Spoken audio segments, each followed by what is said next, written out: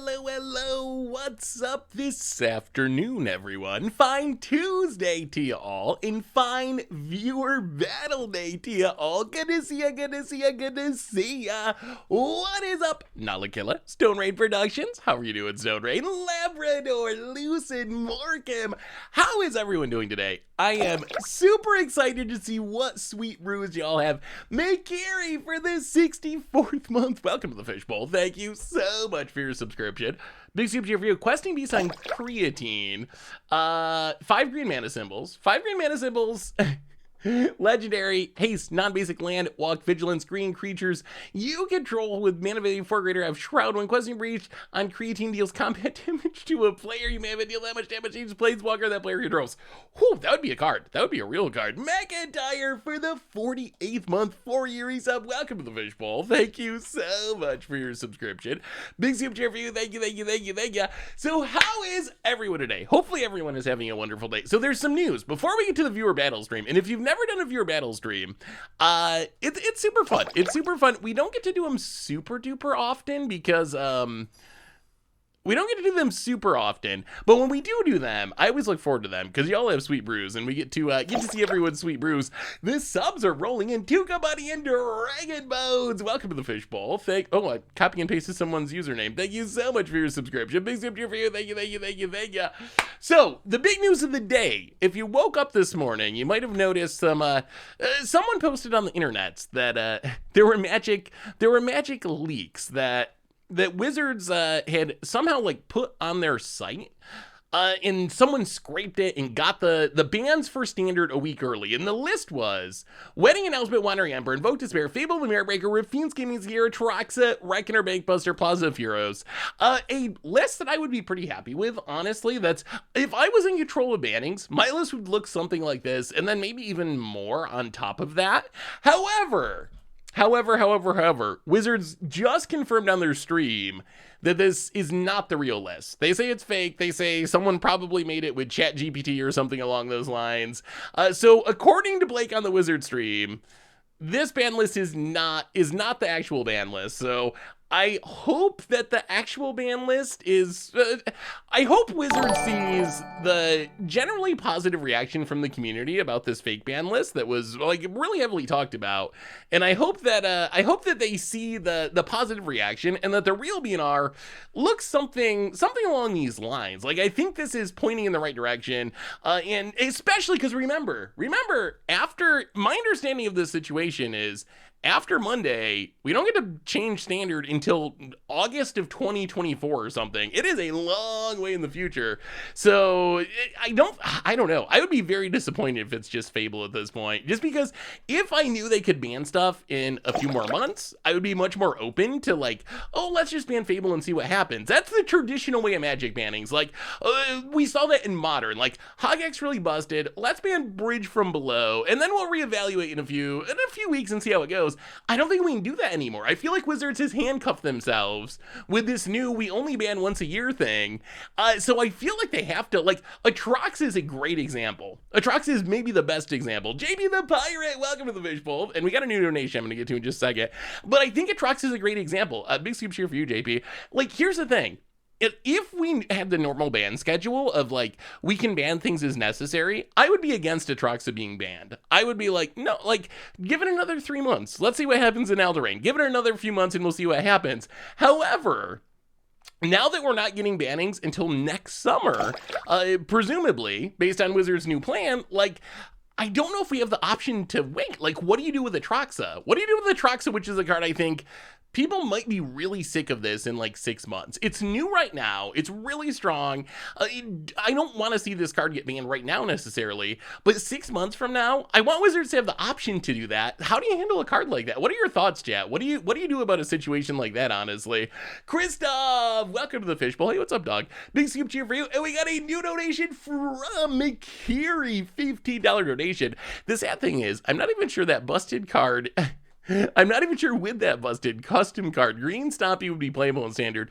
Probably not until the bannings happen, at least. Green is just It's in such a sad spot. So anyway, I wanted to make sure we brought this up so people knew that that the bannings are not real according to Wizards. So because I know it's been a big thing that's been talked about. But anyway, what is our plan for today, everyone? Our plan for today is viewer battles, and here is the current list.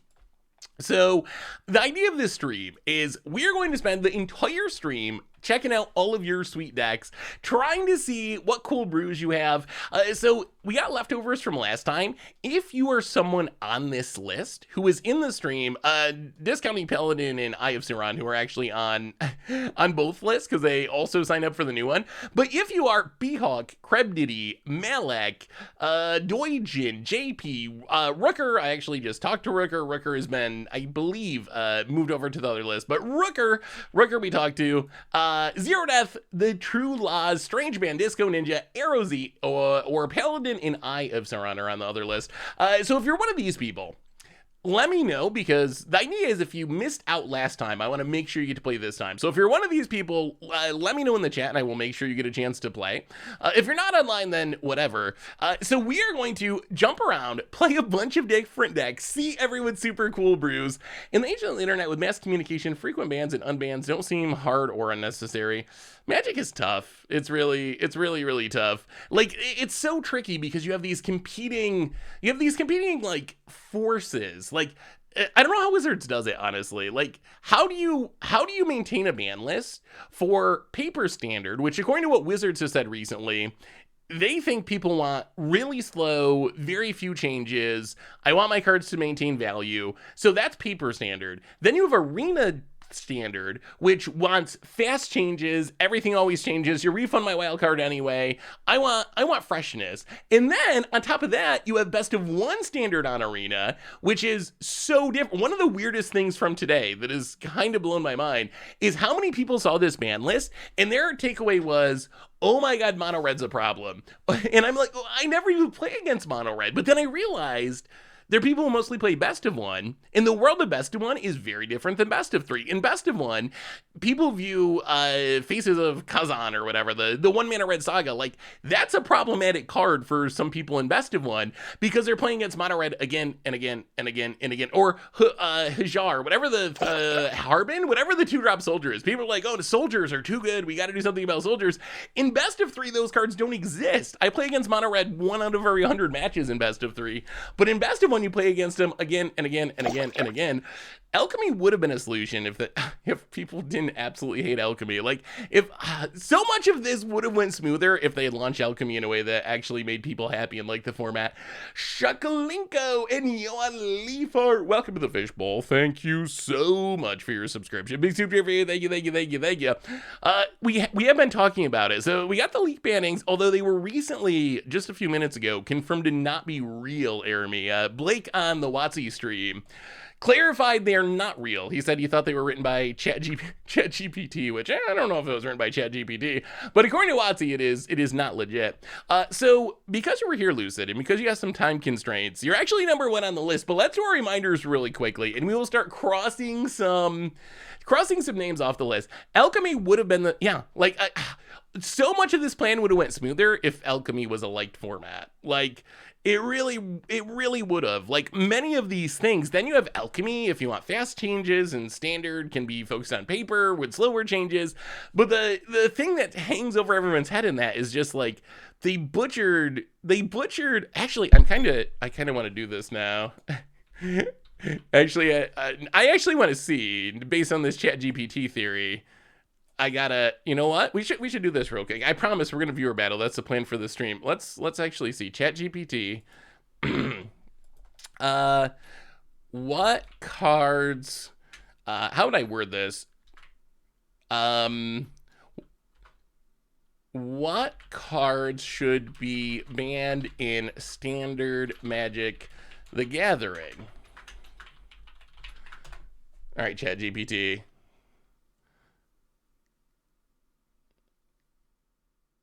Oh my god. I think it's less likely that ChatGPT did it.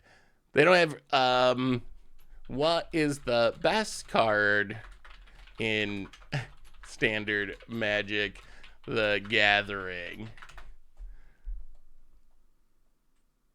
Oh my, come on, give me an answer, ChatGPT. Okay, wait. Uro. Oh my god, this is so outdated. Teferi. Ah! Oh no! Oh no! Oh, Embercleave, Bow Crusher. Okay. Wow, this actually is very outdated, isn't it? This is like stuff that was really good in Standard 3 years ago. Okay, the theory that ChatGPT wrote the fake ban list seems less likely. What if we did it like this? Write a Magic the Gathering ban announcement. A Magic the Gathering announcement banning Fable of the... I don't think I know what Fable of the Mirror Breaker is. Fable of the Mirror Breaker and Reckoner Bank Buster.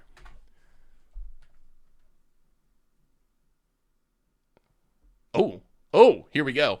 Dear Magic the Gathering community, we have been closely monitoring the standard format and the impact of various cards on game balance, diversity, and overall play experience. After careful consideration and evaluation of the gameplay, we have made a decision to ban 2 cards in standard. Fable of the Mirror Breaker and Reckoner Base Monster. The bans will take effect, insert effective date here. Fable of the Mirror Breaker has demonstrated an overwhelming power level and has significantly impacted the metagame. Its ability to create copies of itself with reduced mana costs has led to a repetitive and uninteractive gameplay pattern, ultimately stifling the diversity and strategic decision-making. By removing Fable from the standard, we aim to restore balance and encourage a healthier, more varied play pattern. Reckoner Bank Buster has also proven problematic in the standard format. Its ability to generate excessive mana, combined with its synergistic potential with various cards, has resulted. This is a bad announcement from someone who does not, that doesn't know what these cards do. It's just like putting random words. It's just like putting random words in there to justify it. Yeah. It's resulting in imbalance of resources and disrupted the intended gameplay dynamics. Banning Reckoner yeah. Okay, so I don't think it was ChatGPT. I mean, we know it's fake because Wizard said it's fake, but I still don't think it's ChatGPT. Maybe there's a better one. There are also some sites that can tell you if it was written by like 0GPT. Ooh, we could check that. But anyway, let's do our reminders and let's start viewer battling. I think Lucid, since you are on a time constraint, you can be first up today. So reminders. Replay YouTube, this week find the old streams, including this one in the future. Normal YouTube, tons of stuff coming up there. A reminder that our sponsor today is Card Kingdom. If you need some magical cards, you can make cardkingdom.com/MTG Goldfish merch page. Tokens, t-shirts, playmats, get away support the stream and this channel and the site donations. Always appreciated, never required. $2 or more gets your message read on stream. Do you have a website for deck lists? Wait, what do you mean? For the deck lists that I am playing? Not exactly. Normally when it comes to viewer battles, I don't know exactly what I'm going to play. I just kind of play random stuff. I think our first match though is actually Historic Brawl with Lucid. Hopefully, let me see. Lucid is on here. Let me see if I can challenge match. So all best of one just because we want to get through as many. We have so many names on the list. We want to get through as many as possible. So the way this is going to work is when you're up on the list, I will try to add you as a friend. What do you want to see Historic Brawl wise? Quintorius, a really bad Karn deck, or the Eula Bears deck we played a while ago? Hello, fine sir. Hope you're doing great. Glad to catch your stream. Hey, greetings from the US, Maddie. Good to see you. Good to see you. Hey, what's up, Winzo? How are you? Let's play Quintorius. I think Quintorius is kind of cool. I like the idea of Quintorius. We already did a video of bears. We have multiple Historic Brawls on the list, so we probably will see all of them over the course of the day. Eyes of Surion said they have to wait. So if your name is on this list, let me know. Because you got left out last time, you didn't get there. So if you're one of these people, I will make sure you jump to the top of the list. Next up, though, I believe, depending on who's in the chat, we got Paladin, if you're around, Electric Warrior, Mother Frogger, Temsy. So and Lucid is going right now, so we will cross Lucid off the list. All right, what are we up to, Lucid? How's this hand look? Wrathrat, yeah, this is fine. This is fine. You can't see. Oh, was it under the chat? Oops. All right, yeah, the people on this side. I don't know how many of them are in the chat, but these are people who were in the chat last time and want to be added to the list. So Behawk, Crab Deity, Malek, Dojoin, JP, Zero Death, The True Lover, Strange Man, Disco Ninja, Ario Zara. Ooh, braids, eh? Spicy. Well, let's just Amiria's call. Get the tap land down. No, I don't think any gladiator. No one actually asked for gladiators, so so no gladiator. Hey, what's up, birds? Yeah, I wanted to start a little early just to try to make sure that we get through as many as possible. Won't be able to join post top of the hour. So you need to do it soon. All right, you can be next. You want to play Explorer? You can do the next round. Actually, maybe we wait on that. Let's just Guardian Idol. We probably should have played the untap land in Guardian Idol last turn, but about it. We've talked a lot about the ban spoilers, although, oh boy, this is a scary braid. Okay, scary braid start, but that's a Panharmonic Con. Wizards has confirmed that the bans are not real, unfortunately. I was really hoping they were real. I actually really like that ban list. That ban list, I would have added like maybe another card or two, but I totally would have been fine with that being the ban list. Up to you, Ario. I will jump you to the top of the list. Because you were left over from last time. Blood Fountain, eh? Mono black braids. If we Wrath here. Okay. Yeah, you get to draw a card. Oh, you really wanted to land. Well, I think we got a Wrath. I think we just got a Wrath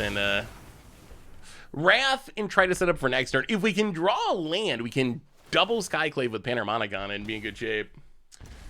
Do you think they'll send Pinkertons on the ban list, Leaguer? Apparently not that it's now that it's not even real. That's what I want. Hey, happy birthday, the Optimator. Hopefully you're having a spectacular birthday. About it. Liliana, eh? Yeah, the only thing is about the standard black-red deck in Pioneer, do you think that's an interesting concept? My concern is, I think it's just like a good deck. Like, I don't even know if it's against the odds. Like, I'm concerned that it's too good, because Rakdos is such a popular archetype already in Pioneer, and it shares a lot of cards. I think once you get back to Modern, it becomes more interesting. Modern, I think it would actually be a challenge. Well, all right. There goes our Wrath. Chill with the discard opponent. Chill. Oh, fair. Well, all right. Well, I guess the Skyclave. Wait, we can play the Skyclave, right? Play the Skyclave. Yeah, let's do it this way. Play the Skyclave. No kicker, sadly. Season Pyromancer. Do Season Pyromancer-y things. Fill the graveyard. At some point, we're going to do fun Quintorius things, I hope. All right, double Pyromancer. Play the land. Go. Not dead yet. Also, Lucid is down to 9. I respect the always pay 6 with black market connections. Go. Down to 3. Down to 3, you're good. Don't worry about it. We definitely will not... Definitely not bolt your face. Okay, only takes 1. Oh, still takes 3. Hey, what's up, Brunsko? How are you? I'm doing well. I see you guys RCQ playing Rakdos Reanimator. Only difference is had Thoughtseize and Fatal Push 1-3-2. Yeah, like that's basically it. You get a little bit of an upgraded removal, but otherwise it's very close. Standard it is, Ario. Standard it is. Oh, maybe it's a Death Shadow deck. Come here, Cease. Come here, Cece. Braids returns. Visit out! Yeah, the BNR thing. The BNR, I think this is going to be normal when the summer comes along. Under this new system of only banning once a year, theoretically, but having it be a big ban list day. I expect that once ban list comes around, we're gonna have a lot of conversation and in leaks, quote unquote, and all this stuff. Like I think it'll be a big topic now that oh my god, okay. Oh, that's painful. That is painful. Yeah, that's a good Gary.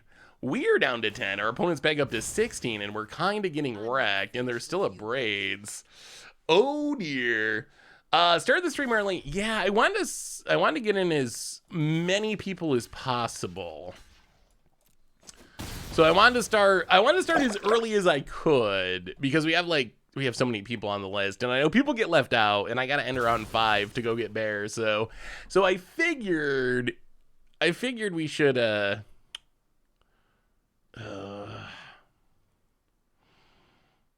can we sack here? How do we survive this? 6 mana. We can get the braids. Oh. 1, 2, 3, 4, 5. You know what? We're gonna take it. Down to 8. Down to 8. Sacred Foundry. Well, okay. Skyclave Apparition. Trigger. Get rid of braids. Get rid of... Does Black Market Connections even matter anymore? Is it just past the point? Liliana might... Yeah, let's get Liliana. Braids Liliana. Ouch. Down to 6. Quintorius. Pass the turn. 6 is not a lot of life. We will take a... You know what? We'll take a farewell. We might need the farewell if Quintorius lives. Okay, hold. Was watching your standard elf ball video, thinking about expanding it now with an Aftermath Tyver's a legit good card. Yeah, I'm gonna be so much more excited to brew for standard again once they ban stuff. Like, could you imagine if that BNR that it is fake now? Wizards confirm that, but could you imagine if something like that was real, where it was really, oh no, this is gonna be bad. It's a lot of mana and the best card in the deck. We're probably dead. I feel like a Torment of Hailfire might be coming. I guess we survived Torment, but it really wrecks us. Like, could you imagine if there was that big of a shakeup, how hype standard would be? Yes, Wizards. So Wizards had a stream today, their weekly MTG stream. And part of the stream, on the stream, Blake confirmed that the list going around was not real. I hope that it's a positive. Oh no. And you get back Gary and kill us. Lucid. Yeah, that looks like death. 1, 2, 3, 4, 5. Actually, no, do we go to 1? 1, 2, 3. Oh, maybe we live at 1? Bobble. I hope that the list might actually be a positive, though, because the reaction to it has been positive. And I hope that Wizards, as they're deciding the actual ban list, I hope they notice that the reaction to this big list was positive and they do something similar. Unfortunately, Winzo, Wizards just did a stream and announced that that list going around was not real. Yeah, the list was just confirmed fake by Watsy a few minutes ago. Down to 1. All right. Not dead yet. And we have Quintorius. Can Quintorius save the day? We draw planes, doesn't... How do we... Oh, they knew about it. I see from the bobble.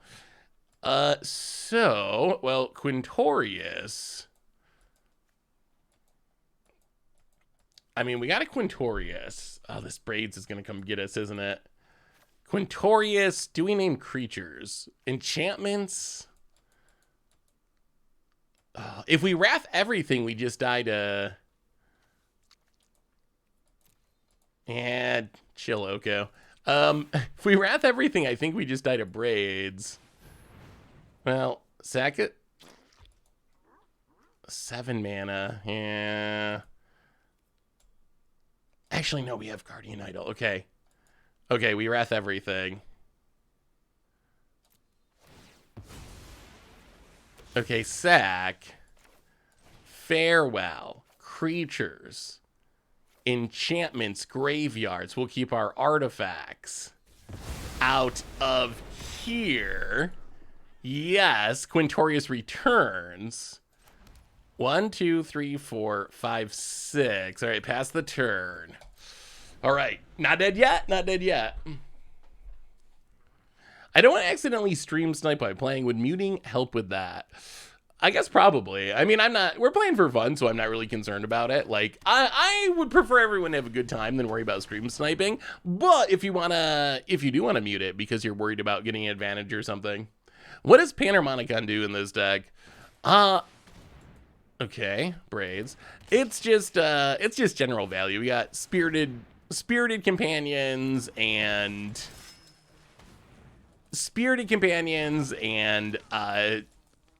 solemn simulacrums and so forth, and like an artifact sub theme. Some of the best things to ramp into with. Oh, I guess we had to. I guess we need to go full control mode. Huh. When Arena chooses to, yeah, I guess we had to go full control there. Our plan was to activate Guardian Idol, but they didn't even give us a chance to respond to the trigger. It just made us die. Yeah, I thought we'd get to respond to the trigger, but apparently not. No, it's good loot. Like, honestly, I think it's unlikely, very unlikely we would have come back in the long run anyway. Like, your deck looks sweet, and you just drew so many cards and loop Grey Merge. It looked really, really strong. We could have survived the turn, but it's unlikely we would have survived past that. So, well, go score one for the viewers. Paladin, you are second. What format did you want to play, Paladin? All right, I am sending a friend request to Ariozara. Ariozara, if you were there, accept the friend request and I will challenge you. Paladin, you're up next. What format do you want to play? Historic? Yeah, that looked really sweet. Arena's so weird. Yeah, I've died to Auto Tapper and triggers not going on the stack like a decent number of times. I think it's just part of, like, the upside of Arena is it's really fast, which is sweet. I think that is the upside. Like, it's always moving forward, it's always fast. But the downside of it being fast is sometimes you just die to Auto Tapper, die to not getting to respond to a trigger, things like that. Standard A. What spicy standard deck do we have? I want to try the standard Loam deck. I really want this deck to work. It would be so sweet if it worked. Can't play today, but I hope you guys enjoyed the battles there. Hey, Corneus, we will miss you. How do we convince Krim to have a viewer battle night? Does Krim not do viewer battles at all on his stream? That's a good question. Yes, Paladin, you were up next and you said Historic, right? Yes, this is fine. Copperline George. Well, Storm Carve Ghost go. So, what are you hoping for with the BNR? Like, okay, let's say, so we know that list from earlier is fake. If that was the real list, what would your reaction be? Like, would you be happy if that was the real list?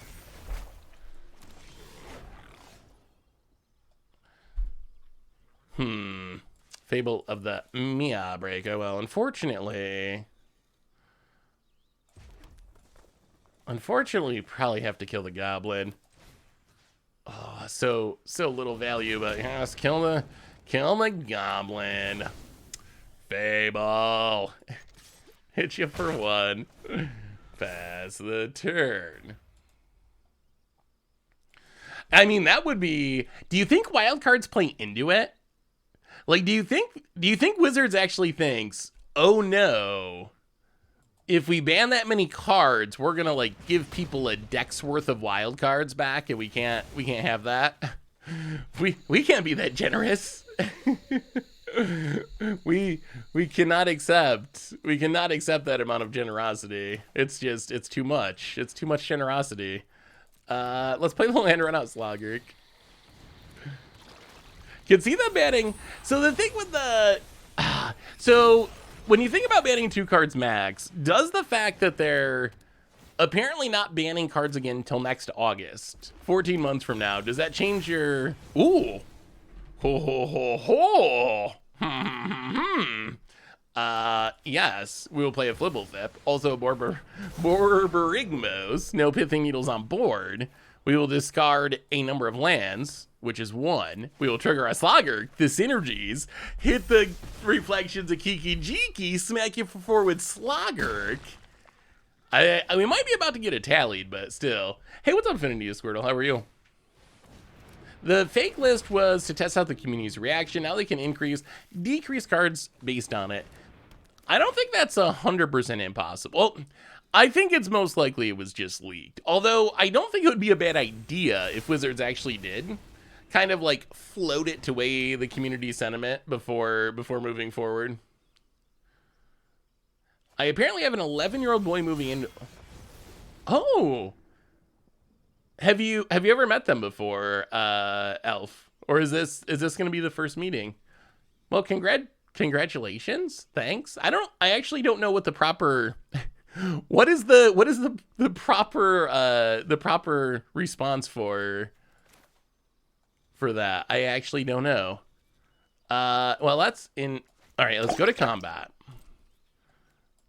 Get in with Borborigmos and Flibblethip. Draw a card. I think we do not discard the card. Opponent. Claw Crape. Good luck. Yeah, that is actually probably the best one. Yeah. Welcome to the Fishbowl. Thank you so much for your subscription. Big soup cheer for you. Thank you, thank you, thank you.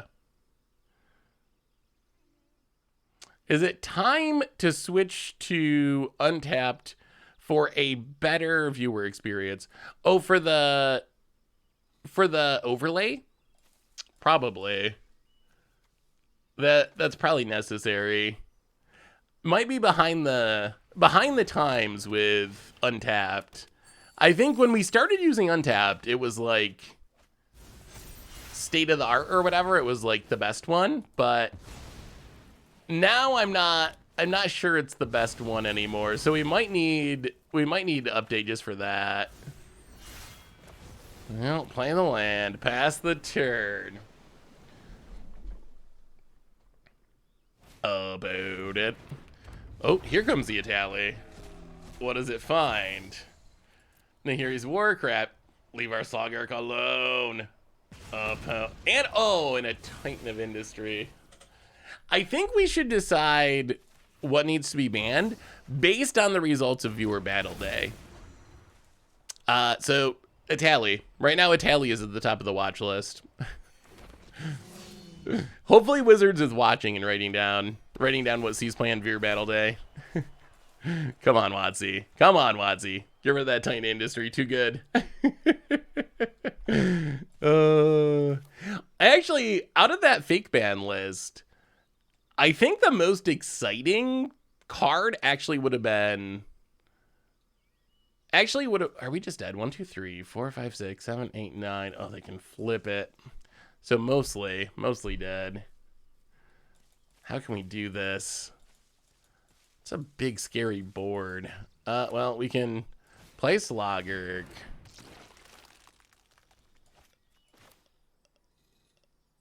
Play a land. I guess we just Fable. I don't know if any of this...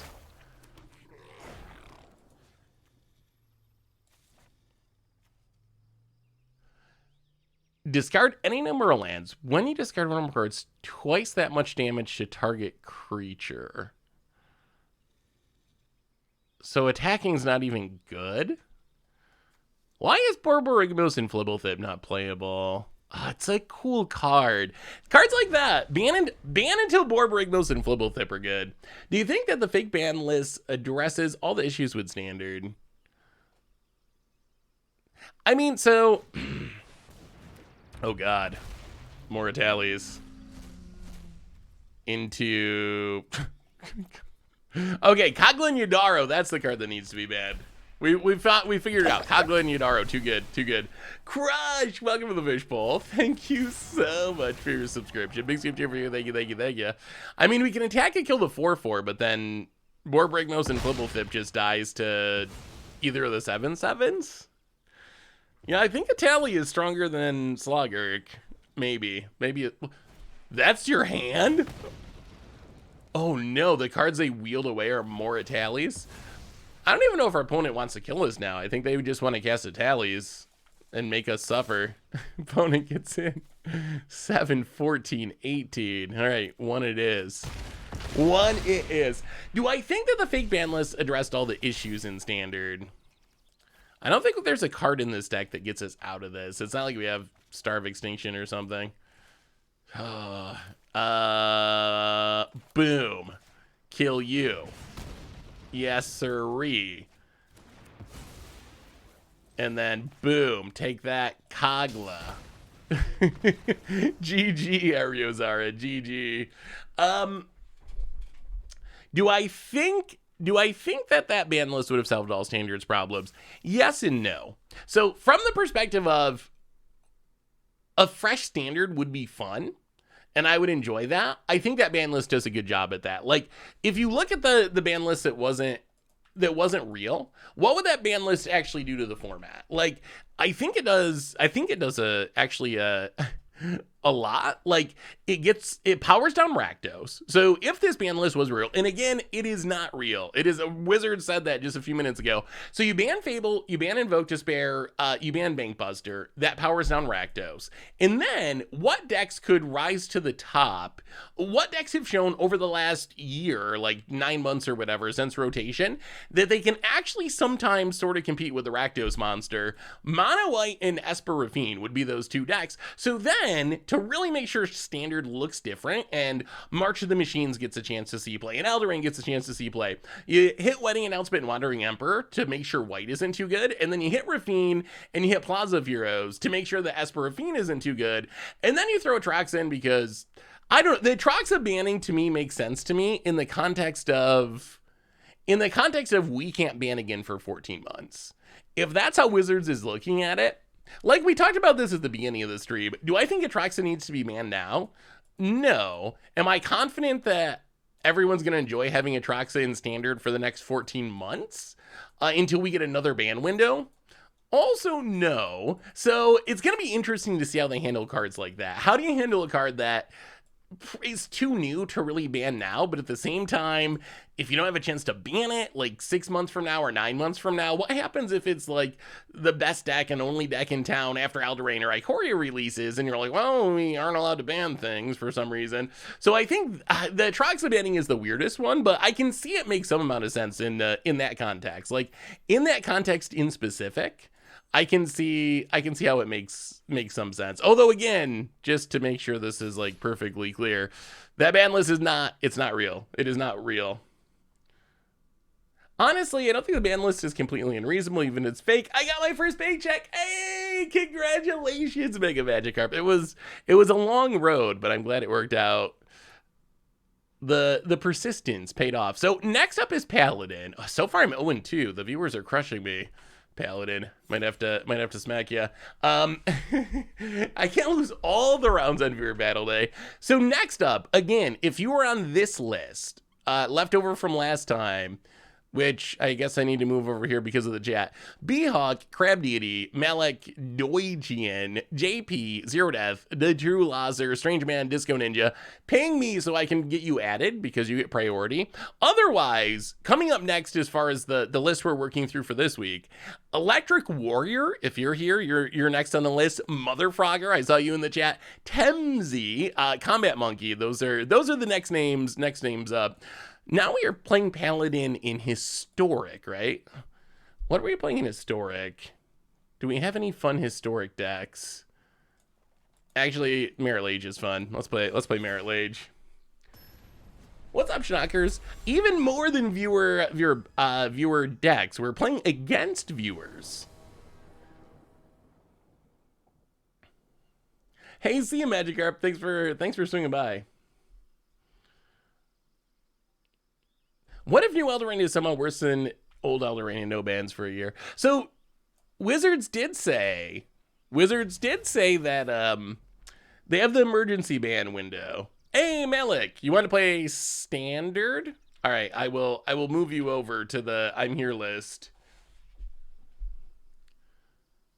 Do you think it's okay to ban wedding announcement? I do. I mean,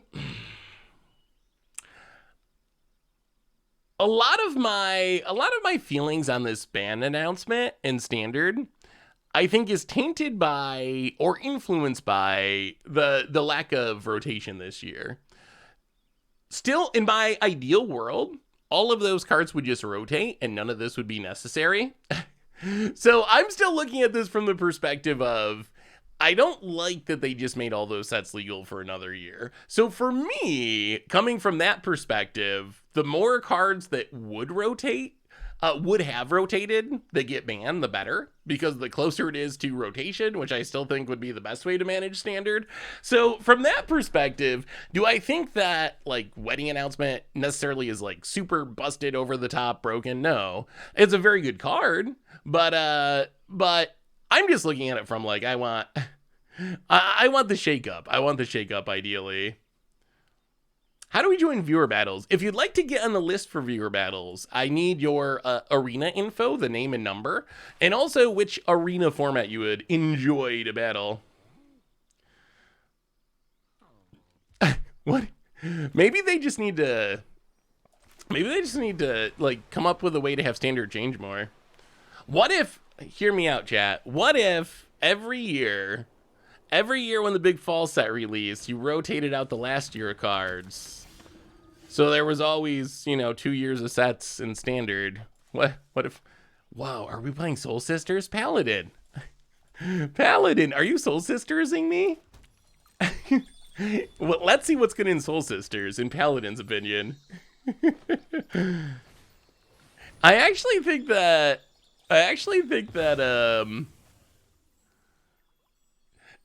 right now at the top of standard, you have for the top end finishers of like ramp style decks or reanimation decks, you have a Tally in Atraxa.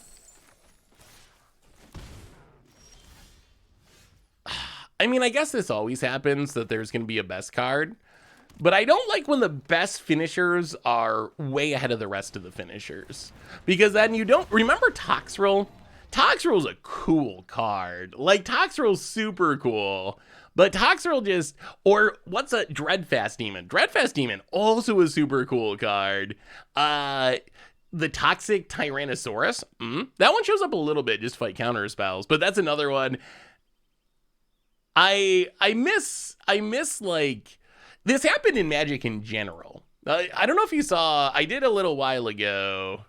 What land do we need here? Probably blue. Let's get blue. I don't know if you saw, I did a video on reanimation targets a while ago, and if you go back through the history of, want the standard where Juggernaut was bannable? Oh, I know, I can't believe that card was banned. If you go back through the history of reanimation, through the early years of Magic, it was always changing. It would be like, here's a card for a year or two, and then here's another one, and then here's another one, and then here's another one. And then eventually they got to the power creep point where they printed, within the course of like a couple of years, Griselbrand, and also Emrakul, and also Iona. And those three cards for like a decade were just way better than everything else, especially Griselbrand and Emrakul. Assuming you have a way to cheat Emrakul, like Griselbrand, most obvious reanimator. Emrakul, you need special reanimation because it shuffles in, but good show and tell, sneak attack. So those two things just became the best, and that meant that all the other ones, the Tidespout Tyrants and the Achromas and the Simic Sky Swallowers, they just all kind of like faded away, if that makes sense. Like, they all just faded away. So then you didn't have to think about it anymore. I think it was much cooler before that time period when it was like, okay, what's the metagame like? Do I need Tidespout Tyrant to bounce stuff? Is there a lot of removal in the format? Maybe I want Simic Sky Swallower. Is my deck aggressive enough? The haste from a Chroma. Is it a black-red heavy meta where the protections are going to be good? Now it's just like always Emrakul, always Griselbrand. And that changed a little bit with Modern Horizons, where they kind of did the same thing, and then they made it so... So now it was Emrakul or Emrakul, Grizzlebrand, Archon of Cruelty, or the white one saw play for a little bit, the protection one. But I feel like Standard's a little bit like that. There's a ton of really cool top-end threats, but Atrox and Atali are just the best two, so you don't usually ever see the other ones. Now that we know the ban list is fake, how much of a conspiracy theory do you think it is Wizards saw the community feedback on the ban list? I mean, I think Wizards definitely saw the feedback. I don't think this was the biggest topic of the day. It was all over Reddit and Twitter, like everyone was talking about it. So I'm sure they saw it. How much of an influence it will actually have? Oh God. How much of an influence it will actually have? That's another question. Like, are they going to change course because of it? How was it revealed to be fake? There was a Wizard stream today, and in the Wizard stream, they specifically talked about the leak and said that it wasn't real, and they thought it was written by ChatGPT. Although we did try to replicate it on ChatGPT, and we did not have any luck. So I don't know if it was literally ChatGPT, because we couldn't make ChatGPT didn't even know what Fable and Mirrorbreaker was. It just spouted some random nonsense. What about a monthly suspensions where cards come back for a month but others are suspended? That would be kind of interesting. I wonder what that would do to card values. Boy, I am gonna be 03, aren't I? Viewers, where's your chill? What's up with you killing me all the time, viewers? Not prepared. Okay, we're gonna have to up the power level. I feel bad for whoever's next on the list, because I gotta get a win someday. Yeah, we're actually literally dead. Good game, Paladin. Good game. You know what? It's your battle day. No early scoop. You can kill me. Do your worst, Paladin. Do your worst. Yeah, that would be an interesting setup, right? Like, what if you took in when the 3-week thing? They have the 3-week window for the emergency bannings now. What if 3 weeks after a set release, you don't ban cards, but you suspend cards until 3 weeks after the next set release? So then your cards don't completely lose their value. I guess you would still have the pain, though. Like, the problem would still be, okay, Shieldred comes out, and I go and buy this Shieldred deck, and then you suspend Shieldred, and now my deck doesn't have its best card, and it's not doing its thing. Wait, are you going infinite? I'm ranting about Shieldred as we're going infinite over here. Paladin. Paladin, please. You didn't have to go infinite on me. You could have just Valkyried me. Now I'm getting infinite squirreled. Ouch. Wow, boy. Maybe I'm the flump today. No wins. Variant. Welcome to the Fish Bowl. Thank you. So 0-3. I'm gonna change the record now as Paladin combos off. Welcome to the Fish Bowl. Thank you so much for your subscription. Big soup, Jeffrey. Thank you. Here's a question for you, chat. Actually, I might have to scoop now because I feel like this is just freezing up. Good game, Paladin. You got me. What do you think? So, chat, do you personally play best of 3 or best of 1 on Arena? No judgments. There's value in both. This isn't you should be playing another one. Like, that's not the point of this, even a little bit. But I'm curious which one you play, because I have a question about best of 3 and best of 1. Best of 1, best of 3, always best of 1, best of 3, best of 3, best of 3, best of 3, best of 1, best of 1, best of 1, best of 3. So a mix. Like, maybe slightly more skewed towards best of 3 than best of 1. But there's a mixture. Well, a poll's actually a cool idea. All right, next up on our list, let me pull up this list so we can keep the matches going and get through as many as possible. I will put up a poll, though. So Paladin, GG. So let's see. Electric Warrior. Are you around, Electric Warrior? Metallic. I saw you. You said you were here. I'm gonna send you a friend request here. Metallic, friend request sent. Electric Warrior, let me know if you're around. Wait, who are you, Armada? What is your username? Are you Electric Warrior? Oh, you're Electric Warrior. Okay. So, Metallic for Standard, Electric Warrior. You're up after Metallic for Historic Brawl. I will also send you a friend request. Those are the next two. Let me set this poll up real quick. I'm curious. I am curious what you play more of, because my question... Paper best of 3, arena best of 1. Yeah, I guess you always... In paper, you're pretty much always going to be playing best of 3, right? Like, there's not really... There has never really been best of 1 in paper. Actually, maybe I won't put a poll up. Where's the poll thing? This is,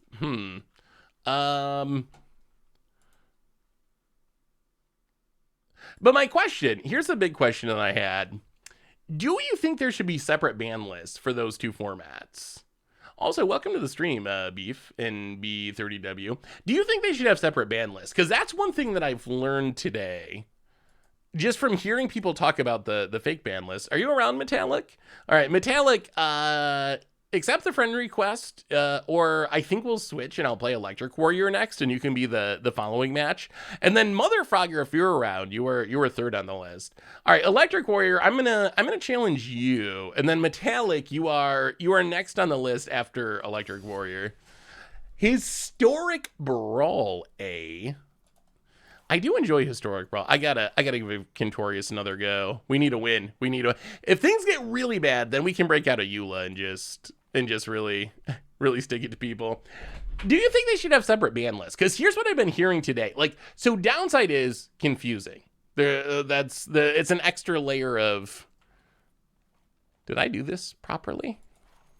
There we go. That didn't work, did it? Did it work? Uh-oh. Oh, no.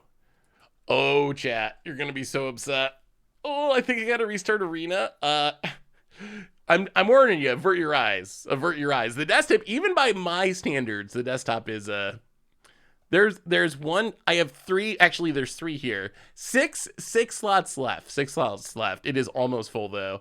Usually when it starts spilling on my second monitor, that's when I know I have to take... That's when I have to take action. I told you to avert your eyes. I did give you a trigger warning. There was a trigger warning before I revealed the desktop.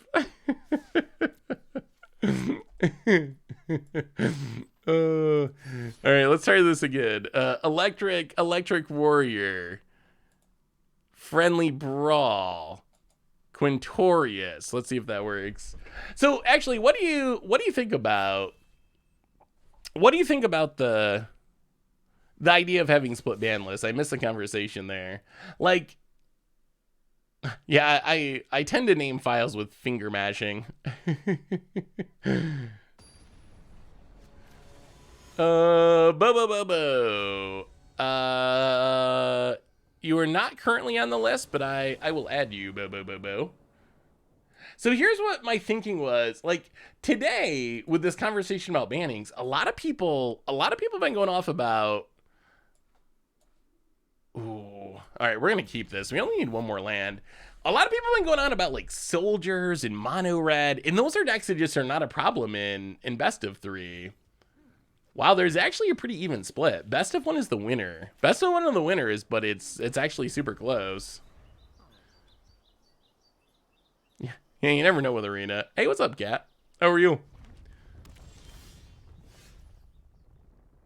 I mean, I think you'd still have to get the wild cards, right? I assume they'd refund for them once. So, like, if they banned a card in best of 1 and then later banned it in best of 3, I don't think they would refund you twice for it, but I think the first time that they banned it. Same with, like, Mono Blue. Like, Mono Blue is not really a oh, we need one more land. Mono Blue is not really a problematic deck in best of 3, but in best of 1, I hear a lot of people complain about it. I feel like Wizards have bit off so much. Perhaps too much. Perhaps more than they can chew. That land was a good draw. They might have bit off a little bit more than they can chew. Just trying to do so much, like an impossible, perhaps, amount. We got a new donation from McIntyre. Technically, there's a best of 1 ban list. They banned Nexus of Fate best of 1 back in 2019. Oh, I missed the Nexus of Fate era. The Nexus of Fate era. There was so much lovely stuff to come out of that era of Magic. Nexus of Fate, thank you for the donation, McIntyre. You are right, it was banned in Best of One. Also, oh boy, Nexus of Fate stories. Next up, so there's like the freak out. There was like the freak out about it. There was a freak out about it being a buy a box promo. So there was that. That was part of the freak out. Then there was, ooh, okay. We're getting some nice big spells in our graveyard, which is where we want to be for Quintorius. Discard and discard. Look at that. Look at that big juicy graveyard. Chandra, big score, overwhelming splendor. So if we can give, Quintorius works really well with haste. If we can give Quintorius haste, some scary things can happen. 1, 2, 3, 4, 5. Well, you know what? Let's.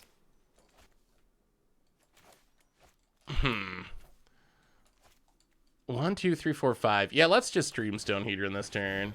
Go. I kind of feel bad about blowing up that mana rock because now Electric Warrior has not drawn. There it is. Okay, there's the black mana. I was gonna say I feel less bad now. So you had the Nexus of Fate freak out about how it was printed. You had proxies being played at Pro Tours because the foils would curl and there was no non-foil printing, which was another issue. And then I don't know if anyone remembers, hey, what's up, Food for Worms? I don't know if anyone remembers when they finally banned it, there was that stream. I don't remember the pro. There was a pro player that was streaming and they ran into someone that had the Nexus loop, but they couldn't actually win. And they just did it for like 2 hours or something, as more and more people started watching the stream, and eventually there were like, I don't know, 3,000 people watching this stream where the pro just could not do anything and the opponent was just casting Nexus every single turn but couldn't advance the game, and then they banned it. Yeah, that was that was so delicious. Nexus of Fate, so many good stories. Miserable Magic card. It led to a miserable standard format, but boy did it lead to some good stories. Boy, did it lead to some good stories. All right, we're just going to play a Chroma's Memorial and set up for next turn. If something goes horribly wrong, we can Teferi's Protection. Otherwise, next turn, we get to do our Quintorius. What does this do? Oh, this is the ETB one. Okay, this is the... I mean, it's still a good Kalia, but this is the somewhat less scary Kalia. Also, a Chroma's Memorial seems really good against a Rakdos deck. All right, let's do things. Let's do sweet things. So... we will play Quintorius. We will go to the combat. We will hit you with a Vigilant Elephant down to 25. End of turn. We will take a... I guess we gotta take... So if we want to cast it right away, we gotta take Big Score. Otherwise, we can take Overwhelming Splendor and use it during our turn. 1, 2, 3... You know what? Let's just set up to make our opponent really sad next turn. I'm sorry, Electric Warrior. I'm sorry. Opponent, Faceless Agent. Hey, what's up, Josie? The true Louser. Let me see. Okay, you will get bumped up to the top. You were someone from the leftover list from last time, so I believe Metallic is still next if they are around, but you are after that. Oh yeah, send me Grand Stranger. Send me your arena info, and I will get you on there. Oh, all right. I will double check Metallic after this game. Make sure we're doing it right. Let me see if I can do a cool thing here. Okay, so we get to untap. Oh, this is gonna be so brutal. I almost feel bad. Oh, Overwhelming Splendor is a mean Magic card. So we will go to combat. Oh, this is so brutal. Hit you. Quintorius. Yes, we would like a free Overwhelming Splendor. That seems reasonable. For free. Yes. Enjoy your many 1/1s. End of turn. We will exile a Chandra Awakened Inferno past the turn. Do you think that Mono Blue Jins will take over the meta after the possible ban? I don't think so. Maybe best of one. Lithomancer's Barrage is a really good answer to the mono blue deck. Like, if your plan is to counter everything and stick a Hawnies in, Lithomancer's Barrage kind of just ruins that. Barrage beats that. It beats the 5/5 too, with Ward, since it's uncounterable. Do you think there will be Explorer Pioneer bans? There will not be this ban list. Wizards, from the stream they did last week, they said that this ban list is focused on Standard.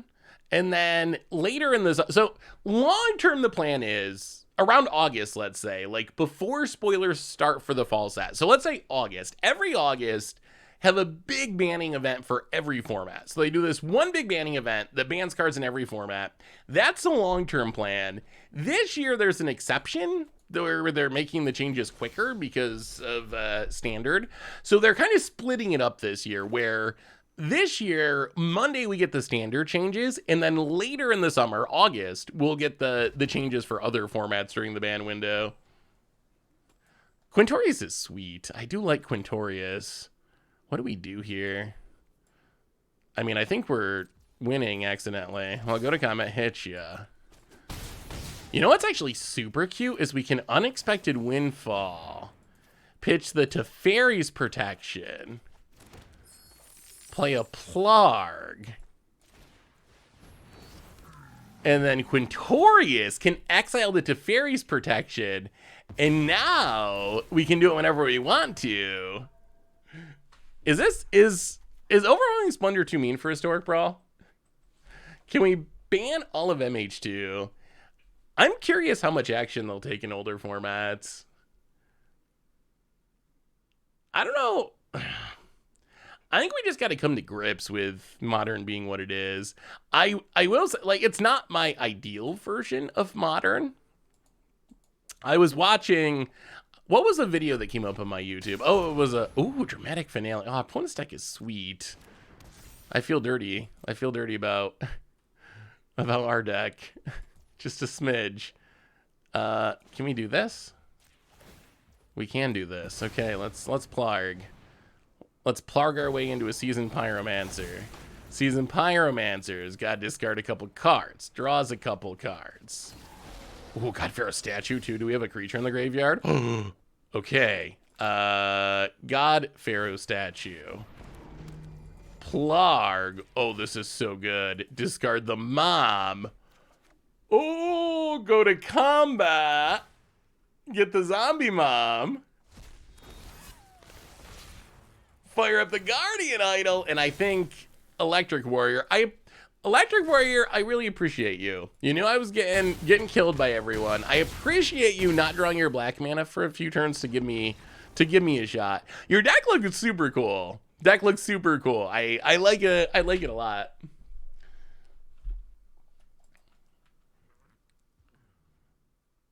Make a new version of Modern. I was watching a Ristic Study video. I think it was the Tarmogoyf video he made. I'd never actually watched the whole thing before, but I was watching it and it made me so nostalgic for the old days of Modern. It was like, all right, Metallic, I'm gonna try to add you as a friend again. Let's try this one more time. Metallic sent. So next up on the list, Metallic is next. Hey, there's Metallic. So Metallic's next. The True Louser. What format did you want to play? I missed that one. Electric Warrior, good game. Thank you for letting me on the board. I appreciate it. Mother Frogger Temsey coming up after that. But I was watching the Ristic Study video, and it was talking about Tarmogoyf, but it was like, okay, and then like Tarmogoyf, there was this Pro Tour, I think it was 2015 Pro Tour, and it was like Abzan was the best deck, and it showed the Pro Tour finals, and it was like, in game 1, they played a Tarmogoyf on turn 2, into a Lingering Souls on turn 3, into a Siege Rhino on turn 4, and eventually that ended up winning the game, and I was just like, aww. I miss those days. I miss the days when you could play a Lingering Souls in Modern. I miss the days when Siege Rhino, Tarmogoyf, like that was the best thing going in the format. It's just so much different. It's just so much different now. But all that to say, I don't think you go back to that. Like, even if you explore, okay. Wait, who are you? Oh, Joseph. Okay, I'll add you. Metallic. We're playing standard, correct? Challenge being sent. But I don't think you can ever get back to that point. Like, I don't think you can ever get back to that point. I think it just, even if you ban all the Modern Horizons cards, I don't think it would go back to that point. I think those days are just gone, sadly. So I think we have to, like, make the best of what Modern is today. Like, I don't think it's never going to go back. It's kind of like, I don't know, what's a good example of this? Like, someone you, like, dated during high school or something, your first love, like, you're never going to have that same experience again, but that doesn't mean you can't be in love with someone now. It doesn't diminish that. I think it's kind of the same way. Like, I think sometimes I get overly nostalgic for the old days of Modern when those days aren't coming back no matter what you do. Instead, like, how can we have the most fun possible in the current form of Modern, which does exist today and we can't actually brew decks for? How's it going, Metallic? How's it going?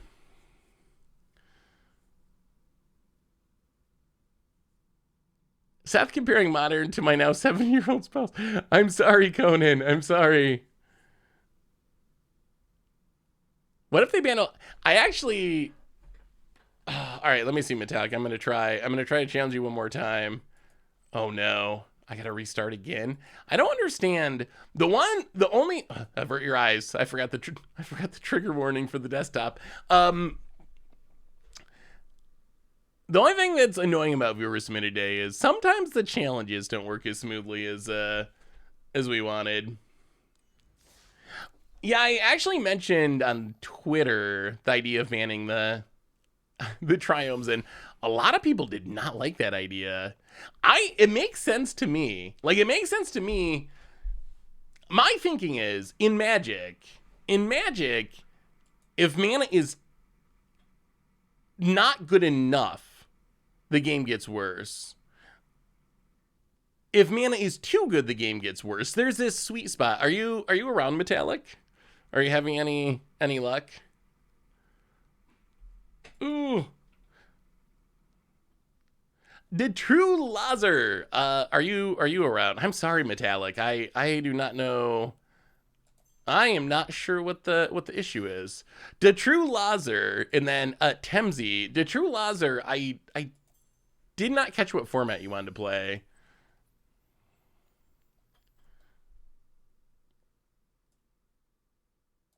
But you are. Why can I not? Is this like an arena bug? I'm so confused. I send the challenge and it's Metallic's offline. Maybe Metallic is also having issue. All right. Oh, back to the desktop. People getting salty from losing, wasting time by winding down the rope is the worst. I would agree with that. That does get annoying. But I think so. Here's the thinking: when mana's not good enough, you can't play the fun cards that you want to play. Like there's like a 3-color card. Yeah, I mean if you're around, Metallic, try challenging me. Since we're friends, maybe we can try it the other way. After that, unfortunately, I might have to move on to the next one if we can't get it to work. All right, challenge, accept, select deck. We're playing standard. What's a standard deck we haven't played yet? I do like. You know what? Let's play Abs and Incubate. I enjoy this deck, and it's slow, so people can show their decks off. Hey, what's up, Ashlyn Rose? How are you? Good to see you. Welcome to the stream. But I think if mana's not good enough, you can't play all the fun cards, and that makes Magic worse. On the other hand, if mana is too good, it kind of does. I'll play Salty Wave next. Good idea, Lucid. That deck's also very bad. I still gotta get a win or two. If mana is too good, then what happens is all the decks can play all the cards, and things get homogenized, which also makes Magic worse. There's like this sweet spot essentially where the mana needs to be good enough that you can do what you want to do, but it can't be so good that your 3-color deck is consistently casting Invoke Despair or whatever. Like then it becomes a negative rather than a positive, and it's a really that's actually one of my. It's so funny. Because Wizards, I went back and rewatched their stream. I went back and... Ooh. Ho, ho, ho, ho, metallic. Whoa, whoa, whoa, whoa. A little bit of Invasion of Eldraine action. Okay, okay. I can respect that. Are we playing 8-rack? Are we getting 8-racked in Standard? So that's kind of one of the ironic things about this change from Wizards is they specifically called out wanting to get rid of mid-range piles, or like not have Standard be all about mid-range piles of the best cards. They specifically called that out.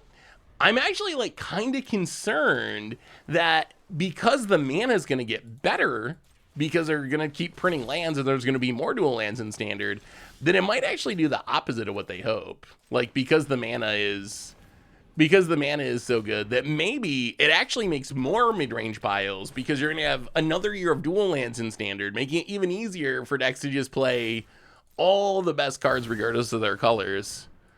Oh god. Invasion of Innistrad. Well, Jenny Faye Bankbuster is kind of cute. We don't get a treasure, but we do get some dogs.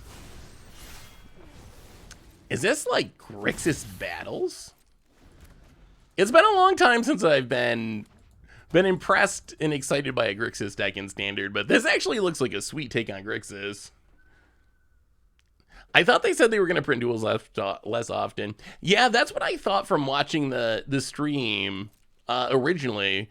But I went back and watched, just this morning, I went back and rewatched the stream because someone said that was incorrect.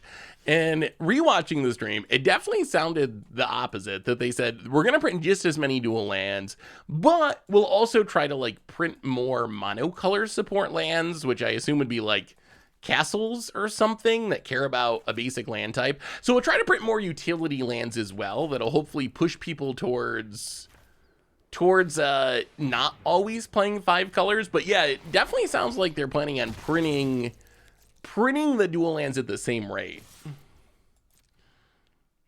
About it. Invasion Innistrad again. You know what I really want? Oh, in the dream world, when they do a Pro Tour, when they do a Worlds, do World Championship decks again or Pro Tour decks again, but make them legal. Like, it would be so amazing if you could go to your LGS and you could, for $50, let's say, buy a reprint version of a deck that just won a Pro Tour. That would get people into Standard. That would actually make it happen. Like, that is a thing that would actually work. I don't think they'll ever do it, unfortunately, because they want to make all the money possible. But oh.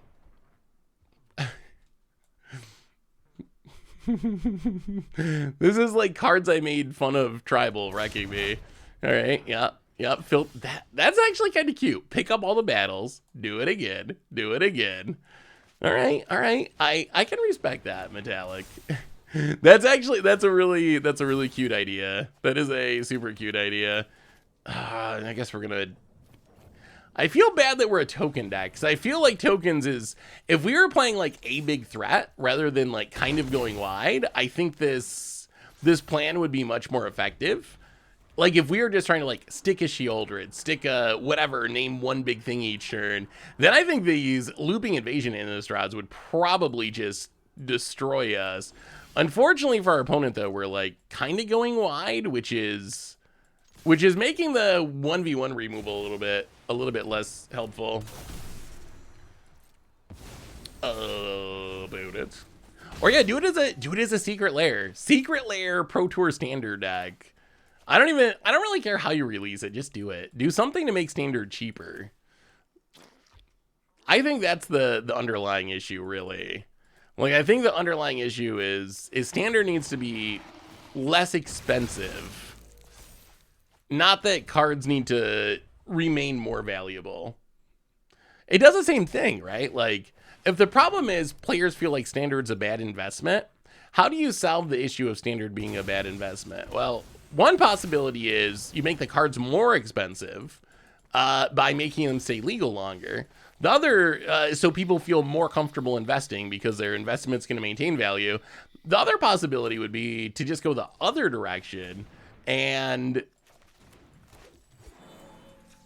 make cards cheaper. So then people aren't concerned about their investment because they're playing a game, not the stock market.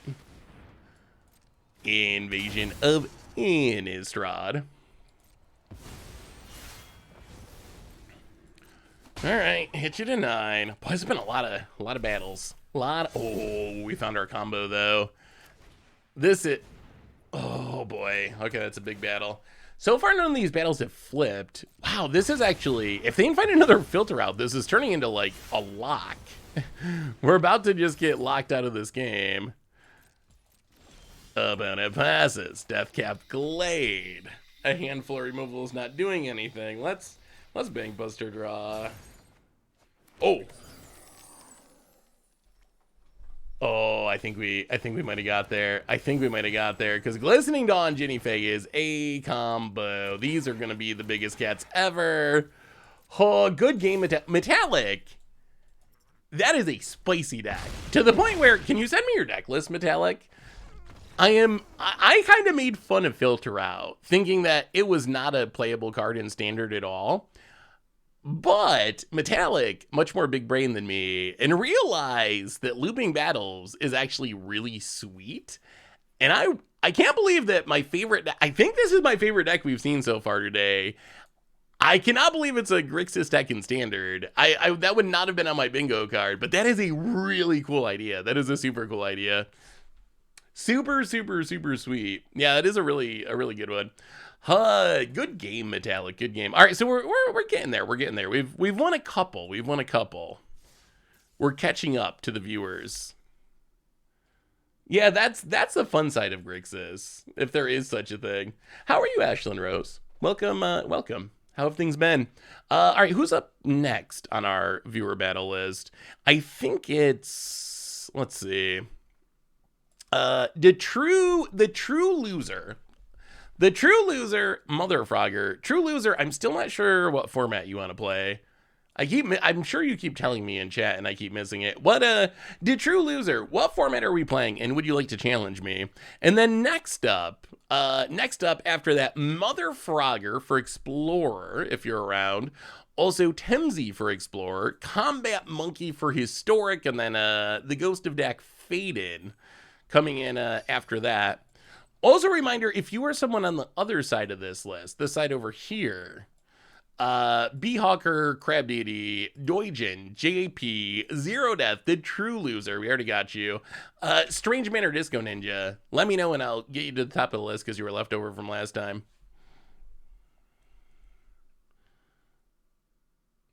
Yeah, I'm 2 and 3. Right now the viewers have 3 and I have 2 as far as wins. Yeah, I don't want to go back to Snarls and Pathways. No. We don't need mana to be that bad. And honestly, like, there are upsides. There are upsides of having Triumphs in Standard. They do help with the domain mechanic. Although, sadly, the domain mechanic has just become essentially the cast a tally mechanic. Italian Atraxa. Like, you don't see many actual domain cards. You see... Oh, keeping track between streams is a cool idea. You don't see many domain cards outside of Leyline Binding. Like, domain kind of flopped, even though people are playing mana bases that can support it. But again, maybe that changes once bannings come in. All right, where are we at? The True Loser. Yeah, I guess Migration. Migration, I guess, kind of counts. Shadow Prophecy, I think, seen more play in Modern, honestly, or Pioneer. Modern mostly. Drag to the Bottom, I've seen a little bit. Domain Kavu, I've seen in older formats. I don't usually see it in Standard, though. All right. Let's see. Mother Frogger's not around. Temsey is around. The True Loser. All right. The True Loser. I'm going to challenge Temsey to Explorer. I'm still not sure what format. Oh, Explorer. Okay, I got you, Joseph. All right. Challenge being sent. So, the True Loser. And then, Mother Frogger Temsey. Challenge is sent. If it doesn't work, you probably have to challenge me because who knows with Arena. Hey, Seth, have you thought about building an Ayara Widow of the Realms for Commander on Commander Clash?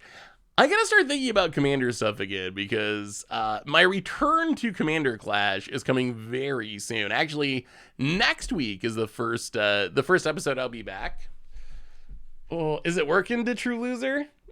Any chance? Hey, there we go. And we're playing Explorer. Well, okay. Rhino Monicon it is. Hey Seth, Shadow Craigie here. Anyway, you get me in the next hour or so. I will see what I can do. I will try to accommodate. I think we should be able to make that work. Ooh, teleportation circle. Yeah, we'll keep this. This is fine. I'll bump you up. I'll bump you up the list a little bit to see if we can get you in. How does one join the queue? If you would like to be added to the list, give me your arena info and also what format you would want to play, and I'll add you. I don't know if we'll get through the whole list. We'll do our best. We'll do our best to get through as many as possible, but worst case is if you don't make it on the list, then your name gets held over for next time and you get priority, which is the leftover side of our sheet here. These are people that didn't get to do it last time. So there's still benefit if you think you might want to do it. There's still a benefit for signing up. You know what? Let's just grab our Yarion. Grab our Yarion. Get in for one. Pass the turn. Did I see your 3 Panharmonicon deck? I don't think so. That doesn't sound familiar. Grand Strategist, I believe. Oh, I do have you on there. I don't have your format, but you are on the list, Grand Strateger. Oh, there goes our teleportation circle. Opponent. Well, I guess we just have to keep playing Spirited Companions then. Which Aftermath commander are you going to build around first? That's a tough one. I'm intrigued a little bit by Narsat. I think Narsat could be super cool.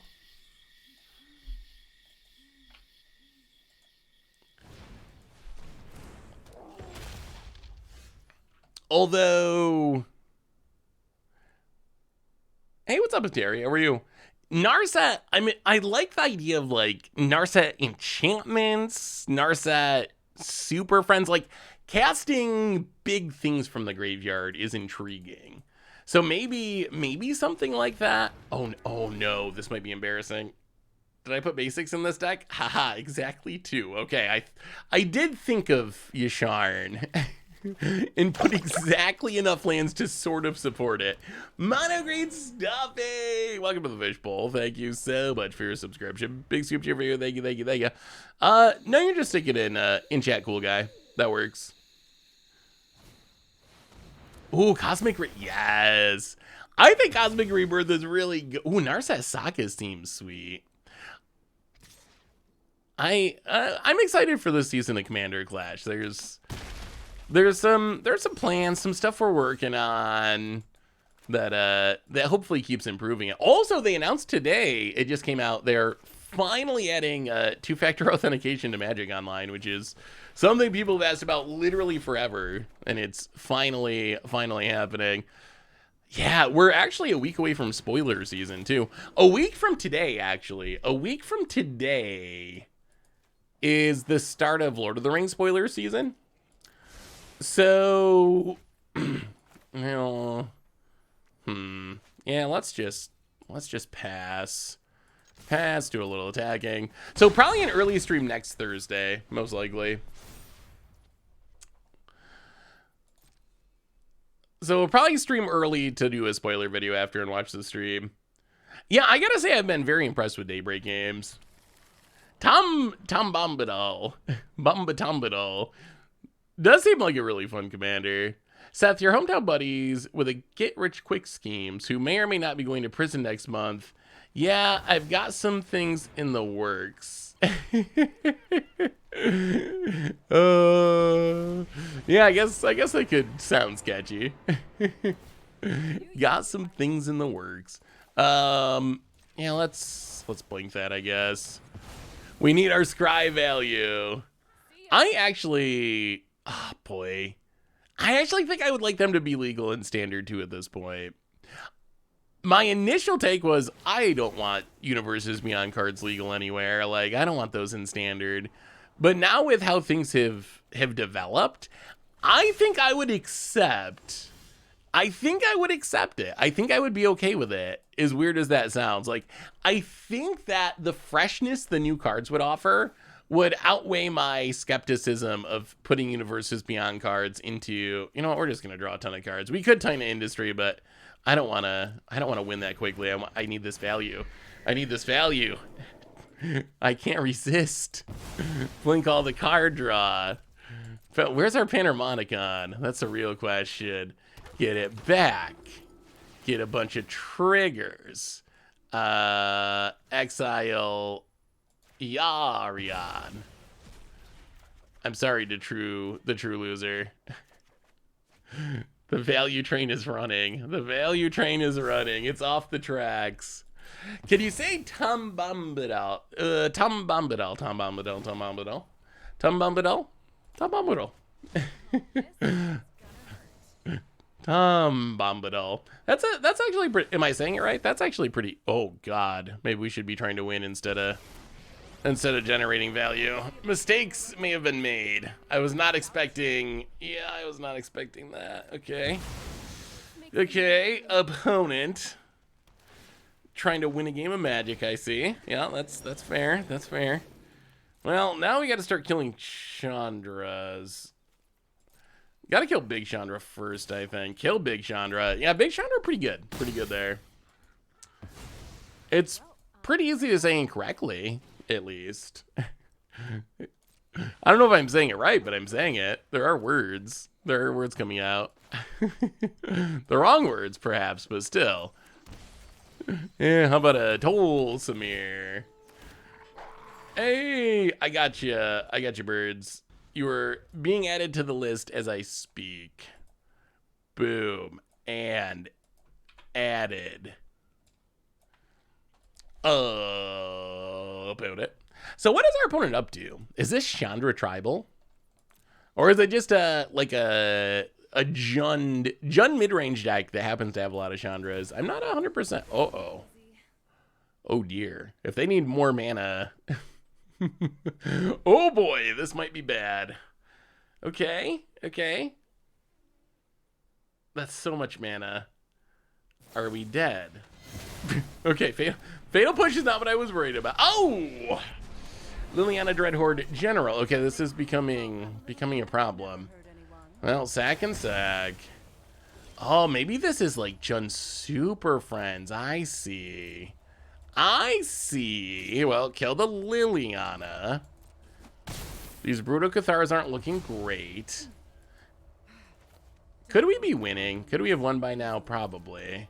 We do have a Lair of the Hydra, although it does get Fatal Push. I mean, I guess the time has come to actually Titan of Industry. 4/4, gain life. Titan Industry is still a good card. Oh, maybe Grand Strategizer was Explorer. All right, updated. Bo. Ooh, I don't think I got you, cool guy. Can you? Do you still have it? Can you send me it again? I might have been. Oh no, another one. How is our opponent not dead? How does this keep happening? Well, okay. 1, 2, 3.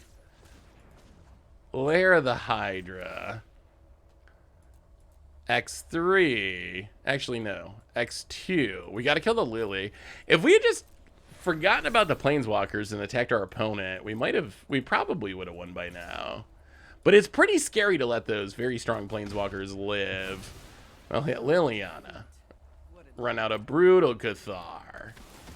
Pathway on green. Pass the turn. Boon it. Alright, I got you this time, cool guy. I got you this time. And added. What do you think about more support of Historic Brawl? Like, could Historic Brawl be a tournament format? Or is the joy of Historic Brawl that it's not a tournament format? Like, is it more like Commander, where you just want to be able to play it for fun? Or could it actually be an actual format that there was like tournaments of or something? Yeah, I think it would probably need to be best of 3, right? You could do best of 3 and have it be a tournament, kind of like, I think that's how 1v1 Commander was.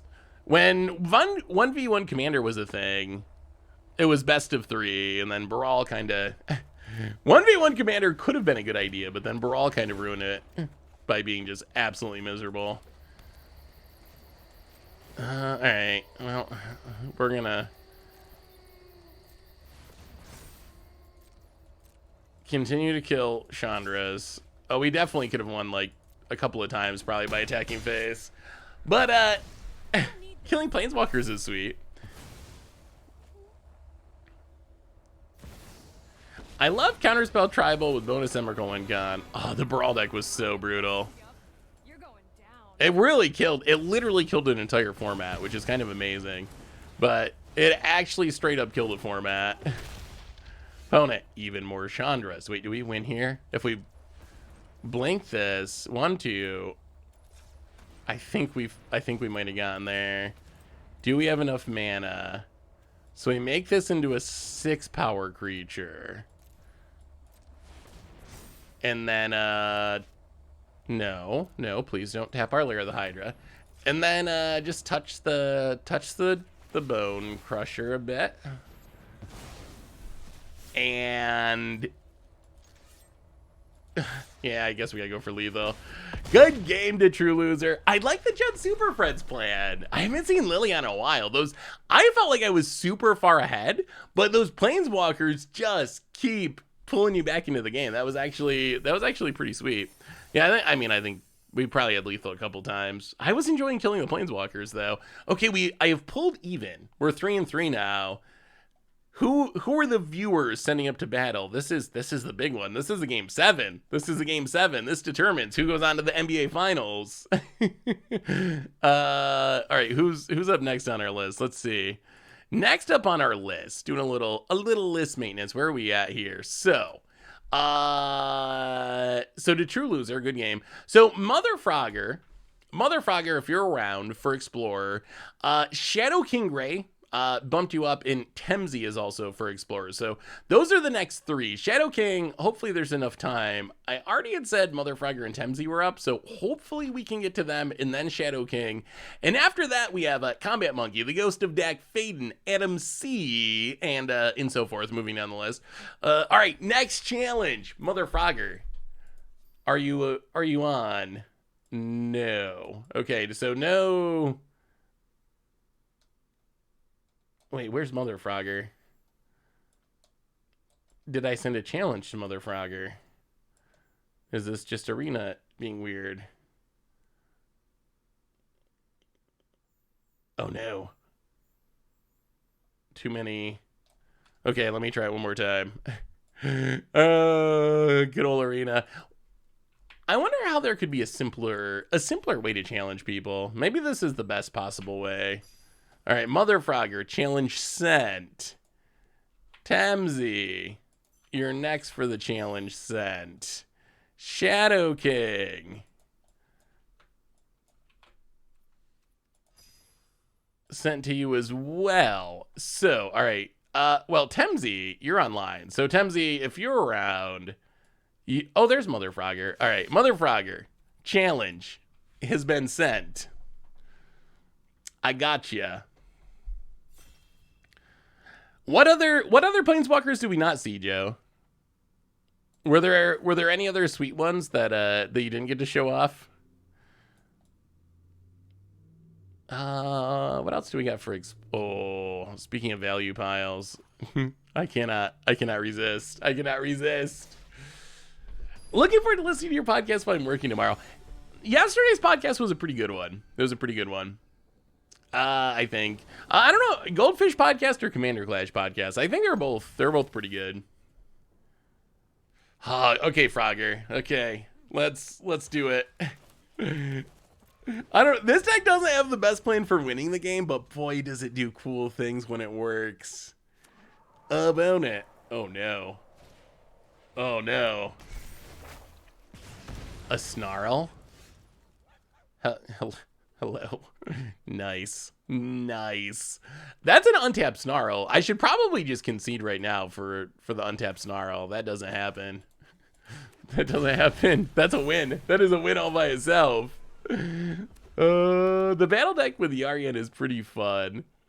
Yeah, I enjoy it. The huge value piles are super fun.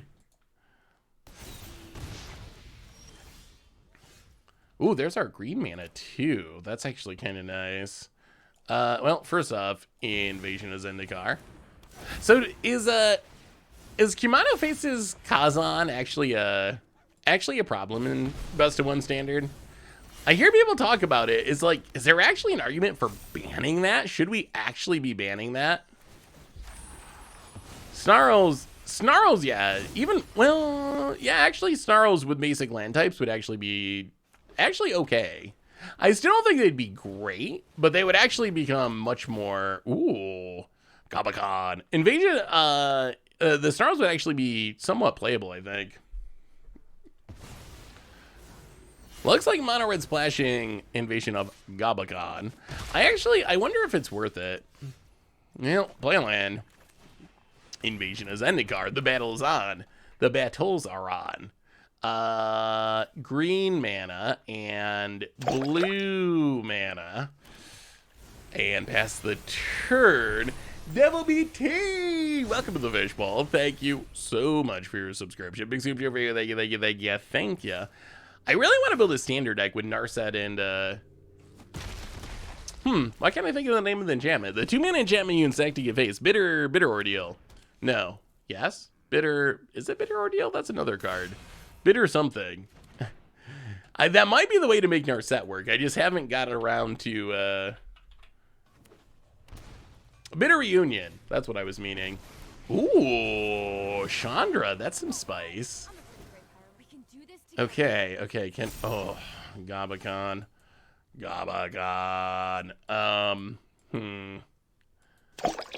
How do we do this? 1, 2.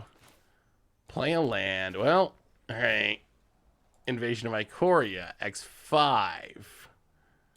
Hopefully there's something good. I know we can get Mom. I don't know if Mom's enough. Is there a Siege Rhino? There's an Omnath. You know, we're doing the thing. We're taking Mom. It's a 4/7. A 4/7's huge. It's huge. Rustil Joe, welcome to the Fishbowl. Thank you so much for your subscription. Big super for you. Thank you. Oh, Volcharge would actually be really good here. That's kind of a synergy. 2 counters already. Hit 1. Gabakon might actually win the game. A flip Gabakon is actually really scary in a deck full of creatures. Opponent. Phoenix Chick returns. I mean, we gotta block, right? Like, if our mom gets killed, it's really sad. But we can't not block. Oh, Justice Strike. Okay, I was not expecting Justice Strike.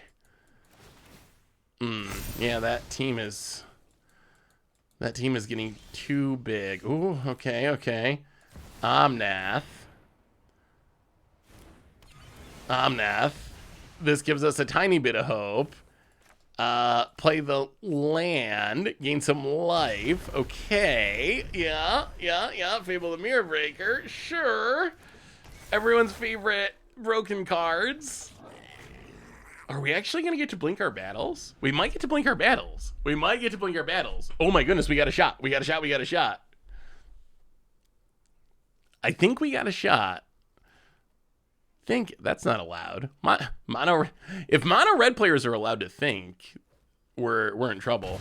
I thought that was one of the rules of playing mono red. No thinking allowed. You just turn your creature sideways.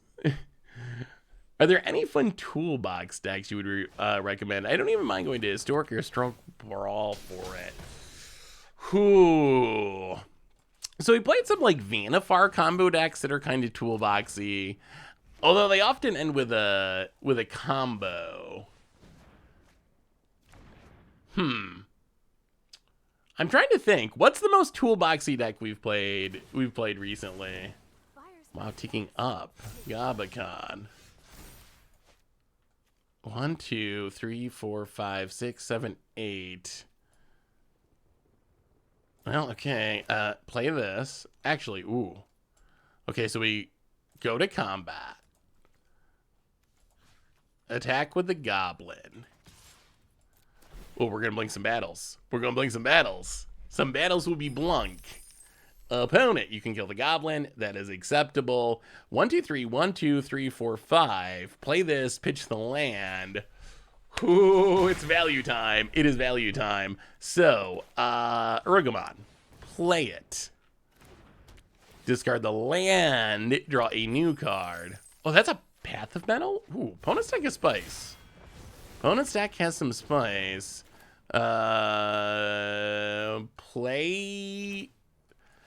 Play the land. Gain a little life. Omnath feels dirty. Omnath feels really dirty.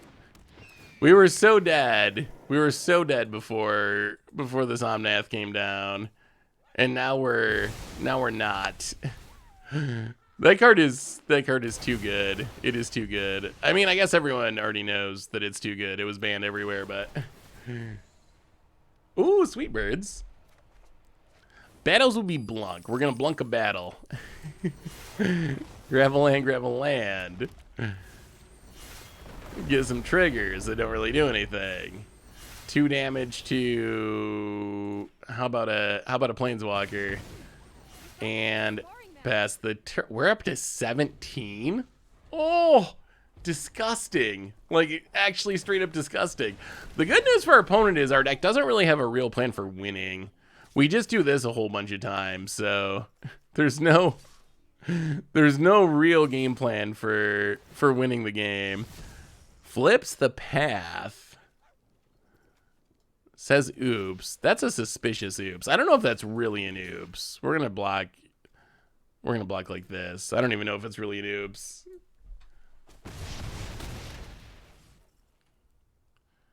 Yeah, Chandra hiding behind all those battles back there.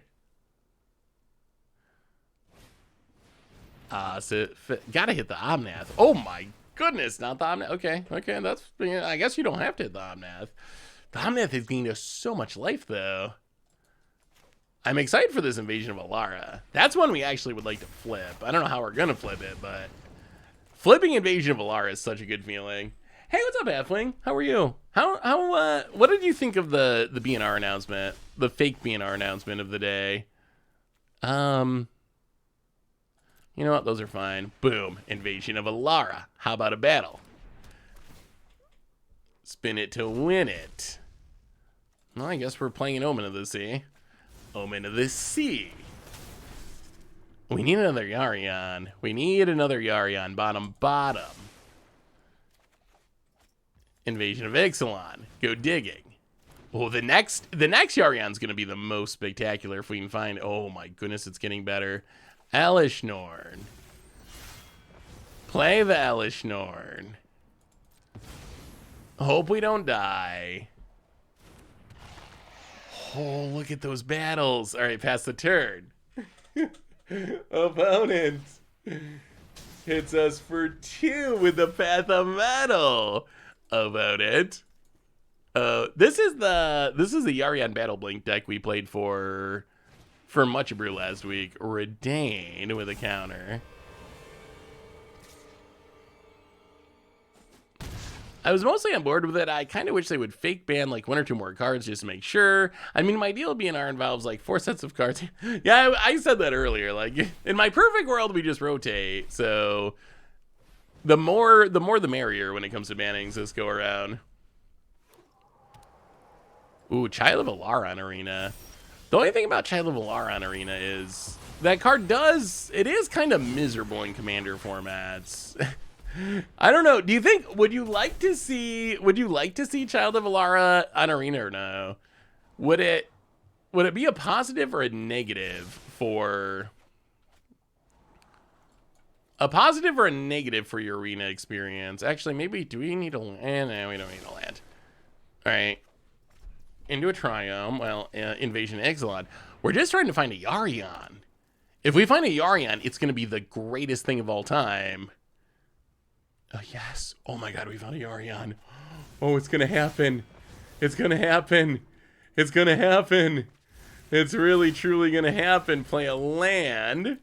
Get a couple triggers. Gain a little life. Oh, boy, am I excited for this.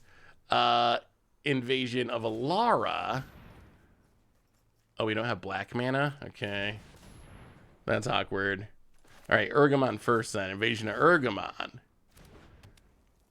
Oh, this is going to be the best. Oh, this is going to be the best Yarion of all time. This is going to be the best Yarion that we have ever seen.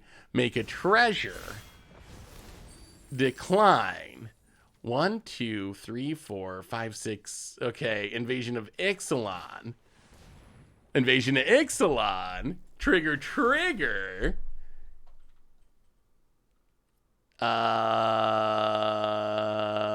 Okay, Alara for the future.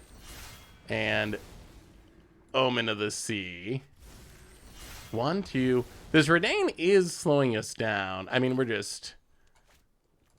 So if we play this... Yeah, we definitely can't Yarion as well.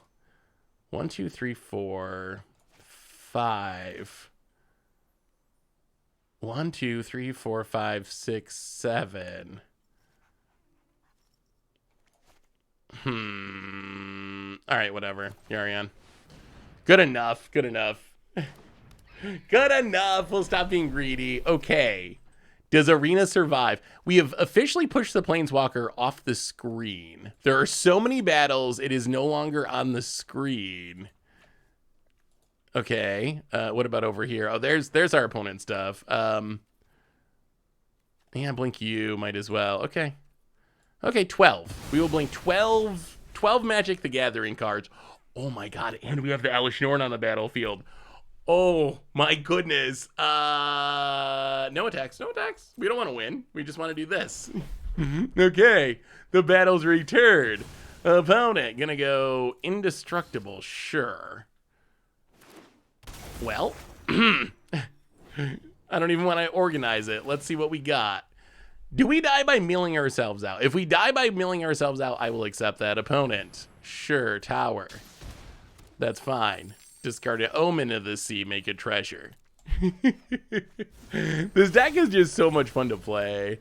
Discard an Invasion Tarkir, make a treasure. Discard an Ossification, make a treasure. Discard an Ossification, make a treasure.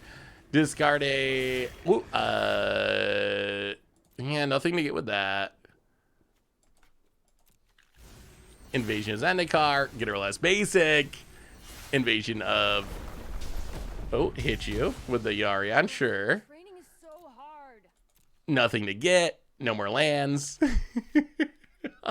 Grab a Ixalan Binding, grab an Invasion of Ravnica, grab a Invasion of Tarkir, grab a Invasion of Urgamon, grab a Invasion of Tarkir, and grab a land. Invasion of Alara spins into an Ossification, which we'll put on a Plains and get rid of the... What a game. What a beautiful game of Magic. Oh, oh my God. I have to... Oh no! Oh no. Oh, it's Invasion of Tarkir. I was thinking it was Ossification. I was like, wait, is this making us exile our own creatures? But apparently not. Okay. Invasion Ixalan. I thought we had to exile one of our own creatures. Oh boy, another Alara. The only problem we have is we're running out of cards in our deck, basically. Ping you. Omen of the Sea. At this point, we don't even care. Omen of the Sea. Omen of the Sea. Omen of the Sea. We're going to be discarding all this to hand size anyway. Okay, that was a turn. That was a turn. We will pass. Oh, wow, this is an upgrade. I've never seen choose the cards to keep before. Or maybe I've just never had a hand that was this full. Usually you have to try to choose the cards to discard. Choosing the cards to keep this is an upgrade if it's new. That's definitely an upgrade. All right, we'll keep all of our battles. We are a battle deck after all. First time watching is live, only watch you on YouTube. Hey, what's up, MTG Pack Rat? How are you? Hey, what's up, Raven? Welcome. Good to see you. Oh, that was good. That was super good. I'll be at work in 40 minutes. Just want to let you know. Sounds good, Stone Ray Knight. I got you on the after 4 o'clock list. Oh, yeah. There's an Elishnorn in their opponent. Sorry. Easy mistake to make. Mom says no. Another reason I was suspicious about the BNR announcement, how many wild cards it would give players on Arena. Wizards got to get over that. Like I still think that the ban list is going to be long. I do. I really do think it is going to be long. Are we dying? Do we have our fun and then just die? Kind of looking that way. Block, block, block. Sure. Down to 4. Down to 2 because of the... Okay, oh my goodness. Okay, but Mama's alive. Mama's alive, so everything's okay. Opponent hits us to 2. Oh my god, and scoops it up. Yarion battles. Oh, this is the same version that I played before. It is the same one from the Matcha Brew. I have to leave in 40 minutes for a 2-hour meeting. Can I play before? Oh, I will do my best. That was a long game. That was a good game. Thank you so much for the game, by the way. I feel bad that the deck looked cool. That Path to Metal actually was going off. I haven't seen Path to Metal go off in a minute, but Path to Metal was actually doing some serious work there. What was your username, Giarmichello? I'm trying to remember. All right, next challenge. Okay, so Mother Frogger. So I know. Okay, so where are we at now? Mother Frogger. We just played. We got to get to Shadow Kings because they are Shadow Kingray because they have to leave. Followed you on Twitter. Saw this Magic stream on recommended channels. Happy to have found you. Hey, welcome, Jay. Glad to have it. You've come to a unique stream. Trying to do it a little bit more often, but normally about once every set release, we do a Temzi. You are next, and then Shadow King if you're still around. Normally about once every set release, we do a stream playing against viewers. This is our viewer battle day. Let's try. This is actually a viewer submitted deck. This Broodmaw Solemnity combo. I've not played a game with it. I'm interested to see if it actually works. It's a pretty janky like four piece combo deck. And what did you want to play, Michello? I'm trying to remember. So Temzi's up. Shadow King Gray, Michello, hopefully next. Yeah, we can try this. We'll give it a go. Are you on the list? Birds. I believe I added you to the list a minute ago. Yes, you are on the list, although we'll see. I try to do it first come, first serve as much as possible. And we're working our way through, although unfortunately every viewer submitted day, there's always a few that don't make it. Do I enjoy Vintage Cube on Moto? I do. The only thing is I don't play much limited for content. So I don't get to play it as much as I used to. Honestly, before I started making content, which is forever ago now, before I started making content, I actually played so much Vintage Cube. Oh my goodness, I wasted so much time playing Vintage Cube. It's so fun though. I kind of want to play Invasion of Alara with Velky. I feel like, I don't remember if it was you or someone else, but I feel like someone sent me a brew around that synergy. The idea is definitely cool. I guess we just Nahiri. Let's Nahiri. Hang on, I'll put the list up after this game. Discard a card, draw a card. Let's get rid of Blood Tithe Harvester. And hit the Koth. This Koth's probably gonna kill us. Added Leyline Binding, like you recommended. I forgot the card existed. Oh, sweet. I mean, no, it wasn't a waste of time because it was super fun, but I probably played too much Vintage Cube, honestly. There was a time where I feel like I don't even know. I probably, for like one Vintage Cube run, I feel like I probably played like 60 hours a week of Vintage Cube or something. I just played so, I think I was like in college at the time, and it was like over the holiday break. So I just spent like the entire run of Vintage Cube just Vintage Cubing. Favorite color combo in Vintage Cube? Ooh, I mean, I don't know if I have a favorite color combo. If you draft a lot of lands, it's easy to splash. I definitely have favorite cards. Like Upheaval is one of my favorite cards to build around. Even though it's not one of the best cards, if I ever see Upheaval, I will just snap it off and try to build an Upheaval deck. Opposition's another one. If I ever see Opposition, I'll try to build an Opposition deck. So there's certain cards that I really look forward to finding. Oh, this Koth. Does Nahiri help in any way? Exile target creature equipment with mana VLs and its loyalty. Create a token that's copy of it. It gains. Okay, you know what? So I guess we gotta do this so we can attack the Koth, because this Koth is doing very bad things to us. So you get rid of the reflections. We can play Fanatical Firebrand. We can play a land. We can go attack in the Koth to hopefully not die. And then full price of Jaxus, go.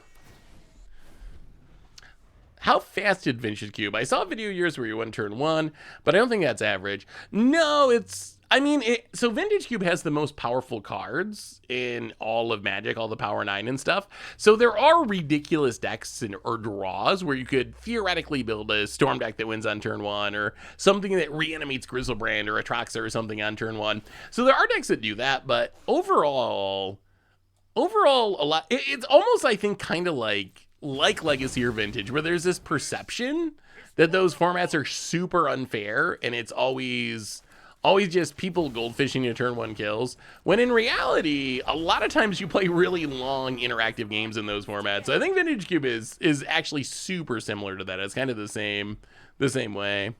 Possibly we should have Selfless Savior the Jaxus, although we have Nahiri to get it back. So I think it's okay. Oh god. Oh, that's sweet. Oh no. Oh no. Double Cleansing Wildfire, double ramp. That's sweet with a Koth ultimate. About it. Hey, good game, motherfucker. Your deck looks sweet. I'm sorry for the battle value. I apologize.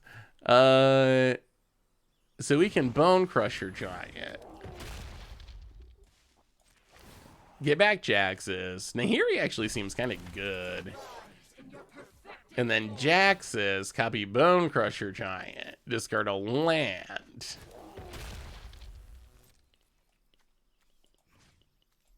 Oh, so close and yet so far. Oh, in that case, maybe... Oh, boy, we can't quite kill Chandra. So we can kill the Koth, but Chandra untaps. This turn's going to be really good for our opponent, I think.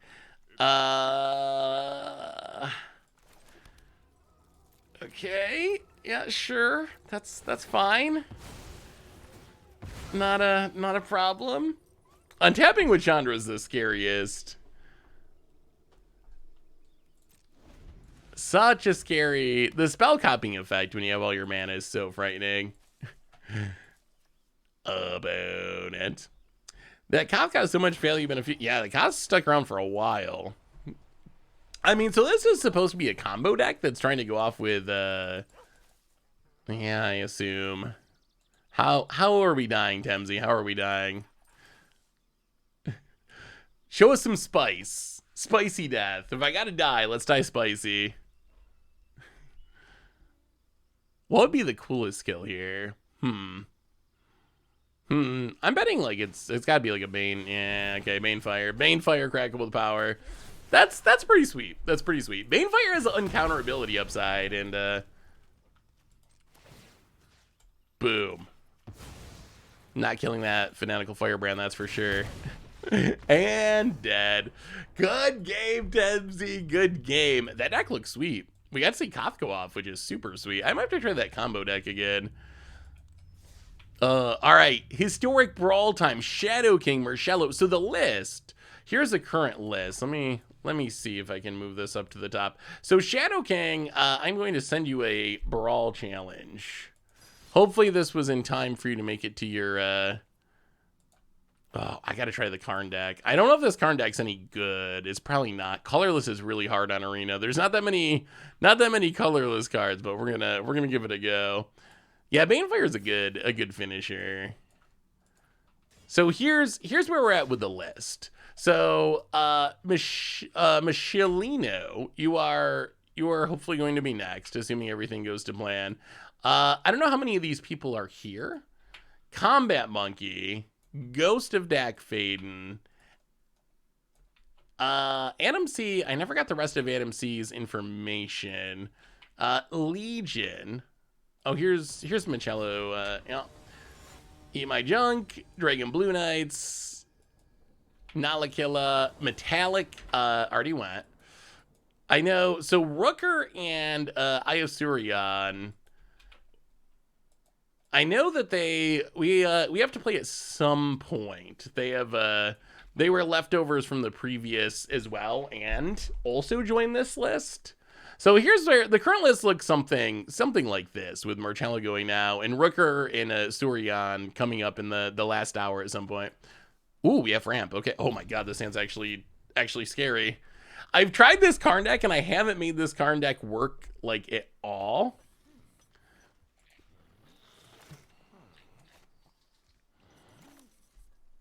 Wait, I got you right, Stone Rain. Are you not Eye of Sirion or whatever? Hello, Shadow King. Hello. How about a Guardian Idol? About it. Did your voice always sound like this, or did it evolve over the years of creating content? I know, people always ask me that, and I honestly don't know the answer. I know if you go back and listen to the first videos I made, and then compare them to my current videos, my voice doesn't sound the same, but I think that's partly non-voice factors, if that makes sense. Like, when I first started recording videos, I was like in a house with a bunch of people, and I was trying to like be quiet and not disturb people, and I had really like a $25 headset and just like not very good equipment. So I think that all plays into it as much as, so I don't know if it's my voice has changed or everything else has changed. I do think that I've become more confident is also a big part of it. Like, have you ever tried to record content or do anything where you have to listen to your voice all the time? It's weird. When you first start doing it, I think for most people it's weird. So I think that I had to get used to like just hearing my own voice all the time as well. How did I start making content? Pretty much by accident, honestly. Like, so this was, wow, a long time ago. Like Zendikar era, maybe, somewhere around there. I used to buy and sell collections from people like people like selling them on Craigslist or whatever. So that's what I was doing at the time. Like people would sell their collections on Craigslist, and I would buy them and then sell the pieces, like do the work of sorting them and sell the pieces. So one thing I started to do was expected value calculations just for myself, because I love cracking boosters. Like that's one of my favorite things. I love cracking boosters. So I would do calculations when a new set came out and try to figure out, okay, if I buy a box of this set, how much money am I gonna lose? Like, if I crack a booster box, I'm like, because I was a poor college kid, broke, didn't have any money, so I didn't want to take in, just spend $100 on a box and get $20 worth of cards. So I do the calculations to try to figure out. Well, I guess it's cross time. How does this work with Karn? Does Karn get massive? Karn might actually get massive. Oh, I was hoping it was going to be a 5-3 and get huge, but apparently it doesn't work that way. Okay. Well, I think we just killed our Karn, probably. Are you a wall? No, they are not walls. All right. Well, we will trade our commander for essentially nothing. That was a good turn. Graz. Betrayed by the Graz. But yeah, so I lost track of my story there. So I started doing these expected value calculations.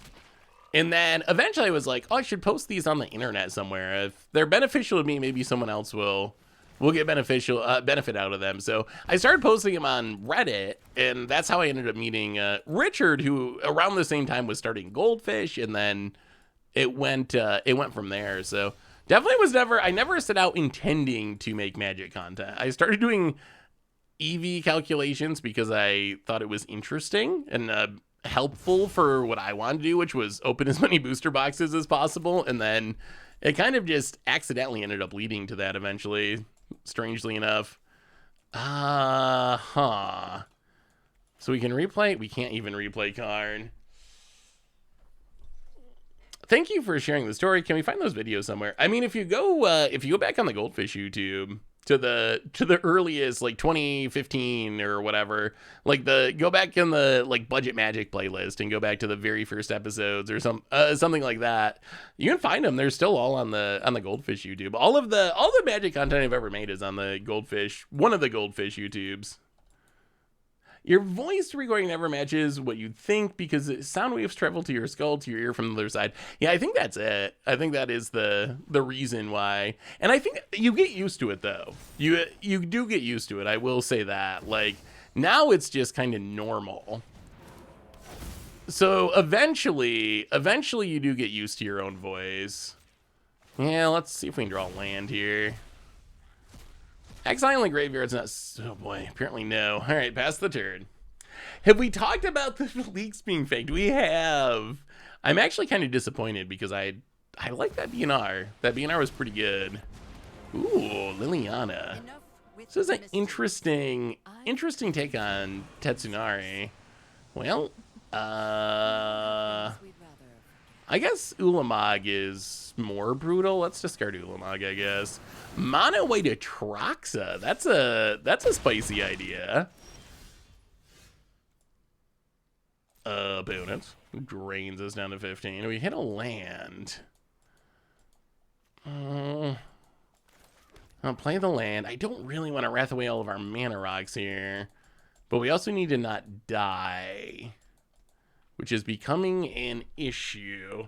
Opponent's doing all this with 3 lands too, which is very impressive. Very impressive. Well, okay. Draw a card. And play a Bank Buster. And draw a card. Oh, that's actually a really good draw. All right, Metalwork Colossus. Defense cha-cha-cha. That might be able to keep us alive for a minute. What was the ban list? So there was a ban list posted this morning that someone claimed was a leak. It was a It was supposed to be a leak from... Wow, did they delete it? Is that even possible? But it was supposed to be a leak, and it had 8 cards on it. It was Fable Bankbuster, Wandering Emperor, Wedding Announcement, Plaza of Harmony, Atraxa, Rafine, and one other card that I'm... 1, 2, 3, 4, 5, 6, 7... and one other card that I'm not thinking of at the moment. So there's a lot of discussion about it, but then it ended up just not being true. Wizards on their stream came out and said it was not real, which is fine. Although the ban list was actually kind of good. I would have actually liked it to be a real ban list. Oh, Mishra's Foundry. All right, let's complete this. Gain some life. Back up to 11. This Liliana. Play an Ugin.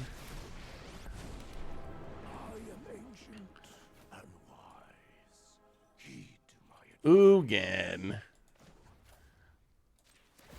Take up, make a blocker.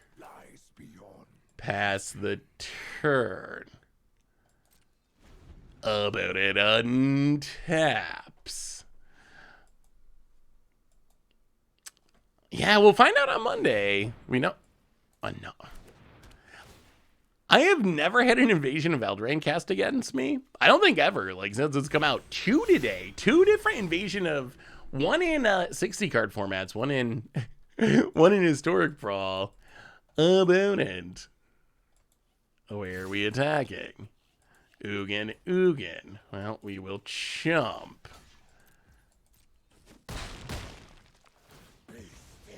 We do have to keep this Liliana from going ultimate in one way or another. Takes it up, unfortunately. Sure. Alright. Well, go creature lands, I guess. Down to 10. Down to 9.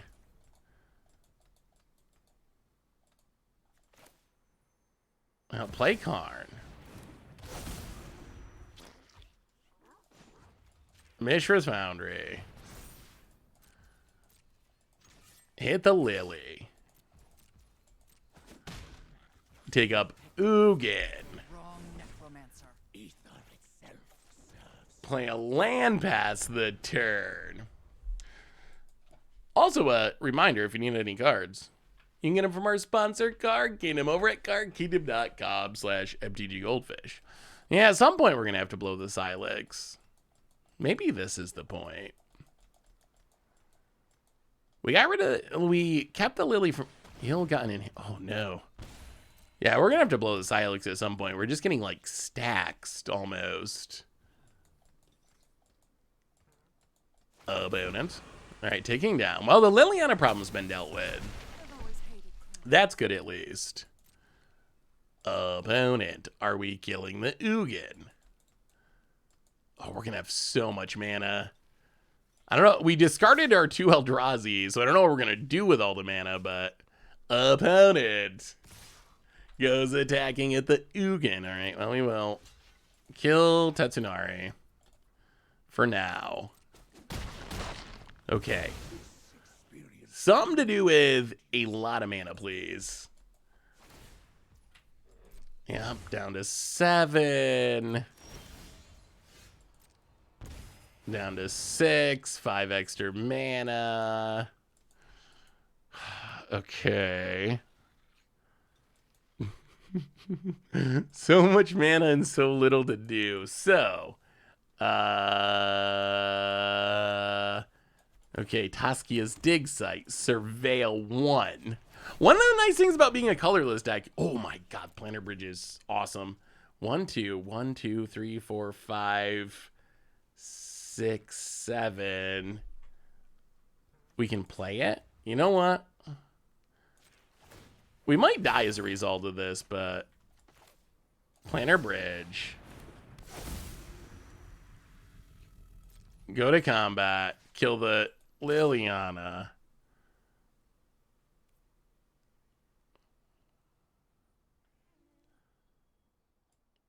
Kill the Liliana.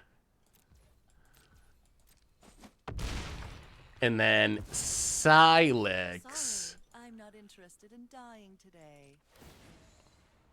X1.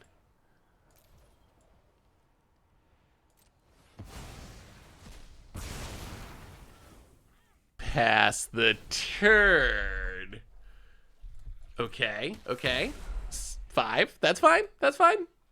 Not dead yet. Not dead yet. Untapping the Planter Bridge. Opponent plays a land. Okay, no Gary, please. No, no Gary. No, the Gary would get us. Oh! Okay. That's also kind of scary. Okay, for 3-2. Oh. Alright, now we might be dying to this now. We're gonna go to 1. And there's ill-gotten inheritance on the battlefield. And we lost our mana. Okay. Down to 1. Try not to think too hard. Yeah, I guess maybe we should have blown up more stuff.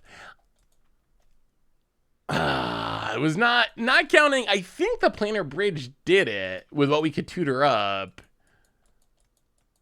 But now that this Ob Nixilis came down, I was not expecting Ob Nixilis to burn us for 3. And also kill our Karn to cut into our mana. That ruined everything. Now I think we are dead. So I guess we were just too greedy. I mean, we can tutor something. I don't know if there's anything that's going to gain us life, though. But, I mean, we might as well tutor.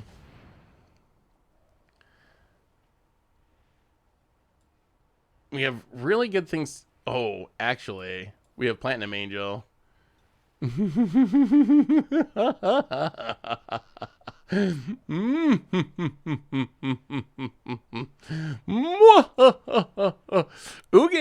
is banned in this format, but Platinum Angel seems fine. That seems decent. Yeah, I mean, if they kill Platinum Angel, then we're sad. Is there any better option? Probably not. Wait, can we kill Ob? I don't even think we can kill Ob. Oh, I guess we can crew to kill it. Yeah, I mean, I guess that's where we're at. I don't think there's a better option. So, Platinum Angel. Crew. Kill the Ob. All right. Well, we are not losing the game, and our opponent's not winning the game for the time being. Treasure Vault Realm Breaker. Yo. Haha. Down to 0. Not that we care, opponent. 36-0. 36-0. We don't really have artifacts that we want to sack. All right, Tetsunari returns. Sure. Opponent passes. -1. Oh my god. Helm of the Host. Okay. Oh, that's actually a form of protection. We'll just keep making the angels. Now we can even draw cards. Yeah, thank you, Teferi. Oh, that's Emrakul too. Yeah. How about more Platinum Angels and go attacking? What a game. Okay, we had it under control the whole time. We had it under control. Opponent. Yeah, I mean, if our opponent finds a Wrath, we die. The Wrath straight up kills us. Opponent. Maybe their only removal was Ob Nixilis the Hate Twisted.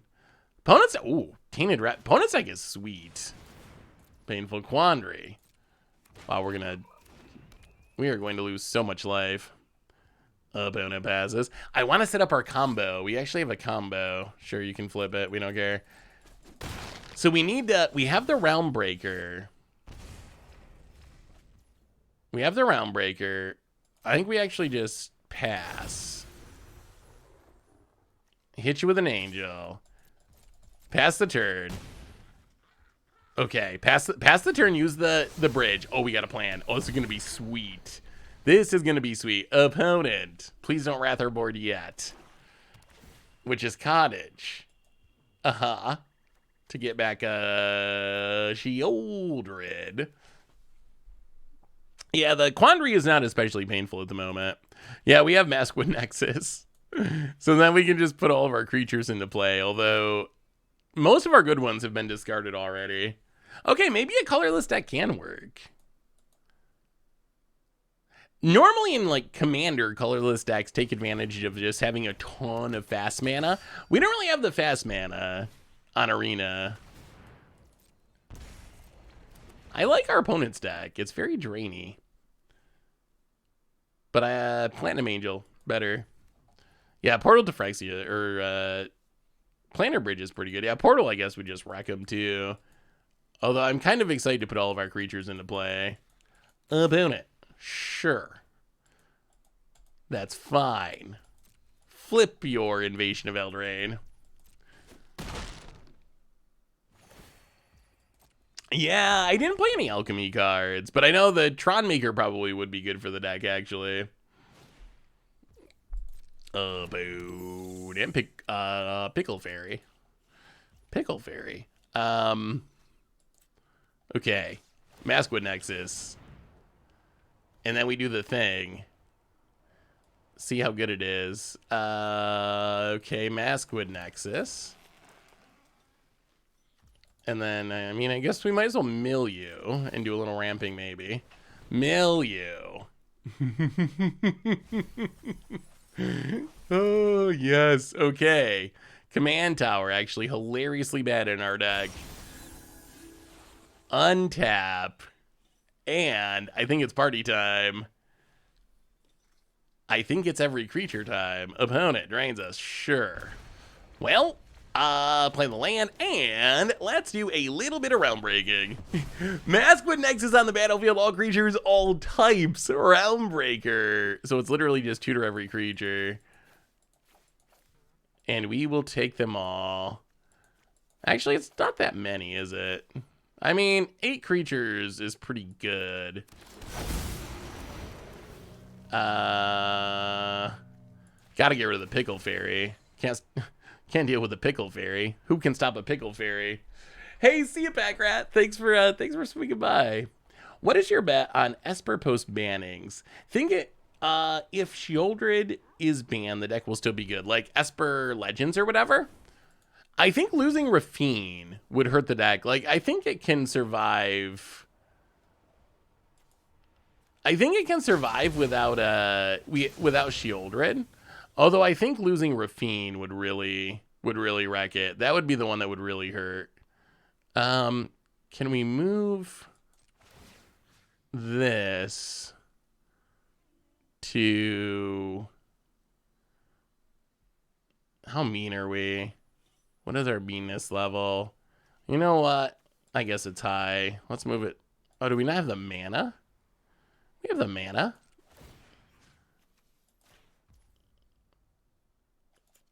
One. Oh, the command tower doesn't make me. The command tower, because we have a colorless commander, our command tower literally does not make mana. It cannot do its thing. You know what? We'll take 5. Boom. Down to -11. How about that? Well, I guess we'll just have to settle for making. Yeah. I don't know if I've ever had that happen before. Worst command tower ever. It's not. Well, actually, in my defense, we stole this from our opponent with the Realm Breaker. It's not in our deck. It was in our opponent's deck. Opponent. Well, okay. Do you have a Wrath opponent? If it's a Wrath off the top, it is the greatest comeback of all time. Oh, I was almost rooting for the Wrath just because it would have been so spectacular. Well, I'm sorry, opponent. The deck looked cool. I really like this black like stack. It's almost like Tatsunari stacks. Yeah, I don't have any emotes for you, unfortunately. But GG. Hey, just installed Arena. I used to play a lot a few years ago. What's a good site to check out the current metagame? My recommendation, and I might be a little bit biased, but I would send you over to mtggoldfish.com. So really, it kind of depends on what you want to play. So Goldfish has all the different formats and so forth. You can see all the different tournaments. So I think that I would definitely recommend Goldfish. There's also some arena focused sites. So if you end up playing like best of one on Arena, then there's sites that have the metagame kind of like specifically for best of one events, which is something that like there's a lot of carryover, but on Goldfish, we mostly are focused on best of three. We don't really have like best of one specific meta. So those are worth checking out for best of one events in specific as well, I would say.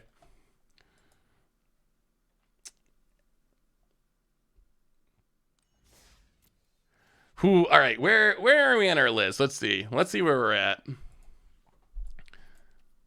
That's not the list. That's the standard metagame. Welcome to Arena, by the way. Enjoy. All right, so let's see. Oh, we're gonna keep going on. So we got Michello. I feel like this name is not correct because there's no hashtag. We'll see if this works. So Michello wanted to play Historic Brawl. I will send you a friend request. And then we have let's see, Rooker, who is already on there. Eye of Sauron for standard. So Michello, if you're around, this would be the time to get in our Historic Brawl match, hopefully. And then coming up after that, and we'll keep plowing through and get through as many as possible. Combat Monkey, the Ghost of Dak, Faden, Adam C, perhaps, 101 Legion, Eat My Junk, Blue Knights. We're getting there.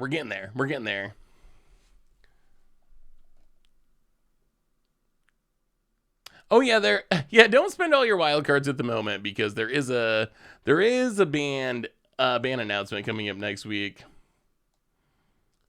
Did I ever end up building? Ayo, I didn't build it in paper. I still don't have any CDH decks in paper. I wanted to. It crossed my mind. The only problem is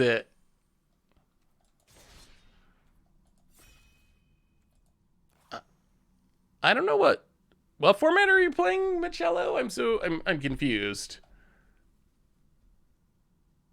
I had it down for Historic Brawl. I don't know why I was thinking Historic Brawl, but I don't know what format to go with. Send me your arena info and I will add you to the list. Hey, see you, Real Deal. Brawl. Okay, hang on. I don't think this challenge is right for Brawl. Let me see if I can challenge you. For Brawl, you got to change the format type up here. There we go. Okay. Challenge incoming.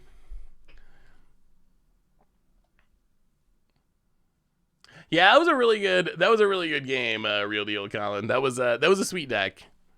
I enjoyed seeing it. Thanks for bringing a spicy brew.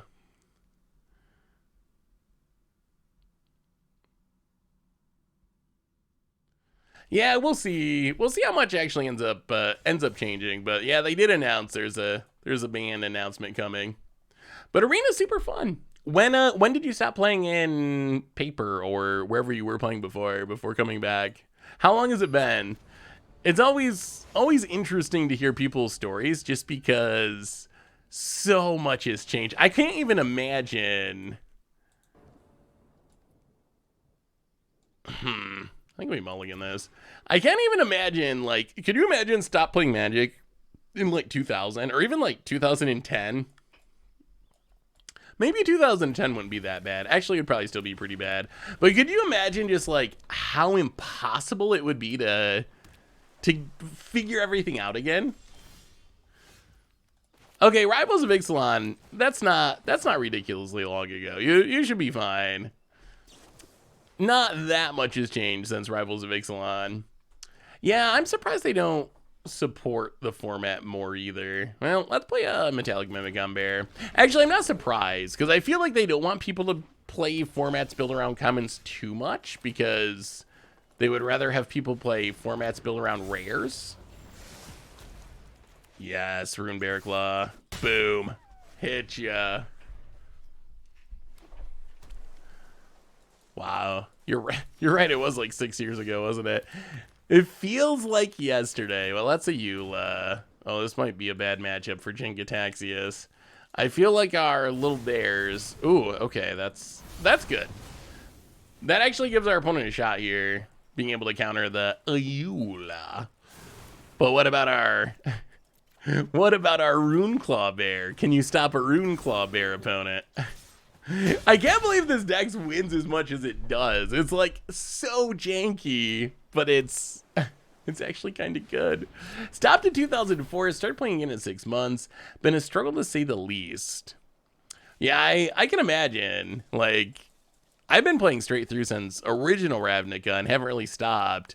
But boy, so much has changed in the Magic world. So much has changed. I mean, I guess it's also probably fun in some ways because you got a lot to catch up on and like figure out. So that part's probably fun. About it down to 15. Been reminded that I made some mono green artifacts for EDH with a Eula. She's gotten tons of new toys since that brain fart. Yeah, Eula's actually pretty sweet. Every time I play in a Eula deck, it does better than I think it would. Wait, a Eula? Hey. Yeah, sure. I don't think we're gonna spend the Tyver stand. We'll just let it go. Opponent bounces. Well, play the land. Play a Eula. Bladewalker. You know what? We're just gonna attack. Yeah, that's fine. Counters on everything. Go to combat. Hit you with the Rune Claw Bear. The peak of my MTG career was almost winning Eldritch Moonstore Championship with Abs and Delirium. That was a fun time in Magic. Did you have Ishkana in the deck? Ishkana is one of the sweetest. One of the sweetest of the Delirium cards, I think. Okay, that's a... Oh, it's that. I don't know why I was thinking that was the busted Jin-Gitaxias. How about a Wilson? And put some counters on... Does this have haste? No. Well, counters on a bear. Do we actually just win? Is that just game? Is it game? Do we actually just win here? Block. I don't think it's actually lethal. Oh, I guess the Tyver stand would make it lethal. Opponent blocks and blocks. Yeah, that's fine. We'll just attack. We'll just attack and pass. Oh, you let do good. Yeah. I mean, we could have Tyvered stand there. It's probably safe with 1 mana up, but it's not 100% safe, and we'll give our opponent... Michello! I'm sorry for the bear beats. Do you think it can be a Brawl Eula version focused more on new counters in Hardened Scale and Ozolith? Ooh. I think that'd be possible. I think you could go hard on the counters. Like, a Eula does offer the counters. Oh, yes, sorry, Michello. A Eula, when it gets a bear draw, it can be actually pretty quick. And I think, like, Jin-Gitaxia is not the most fast. It looked like a fun idea, though. That was a brawl match. Thank you for the match, by the way. All right, who's next on the list as we keep viewer battling? All right, so I don't know how many people on this side of the list are here. Combat Monkey. So I think Rooker around, and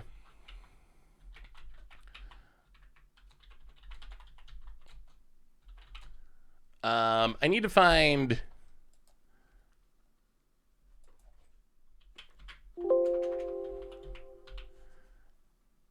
I need to grab a deck, and then we can try this. All right, Rooker.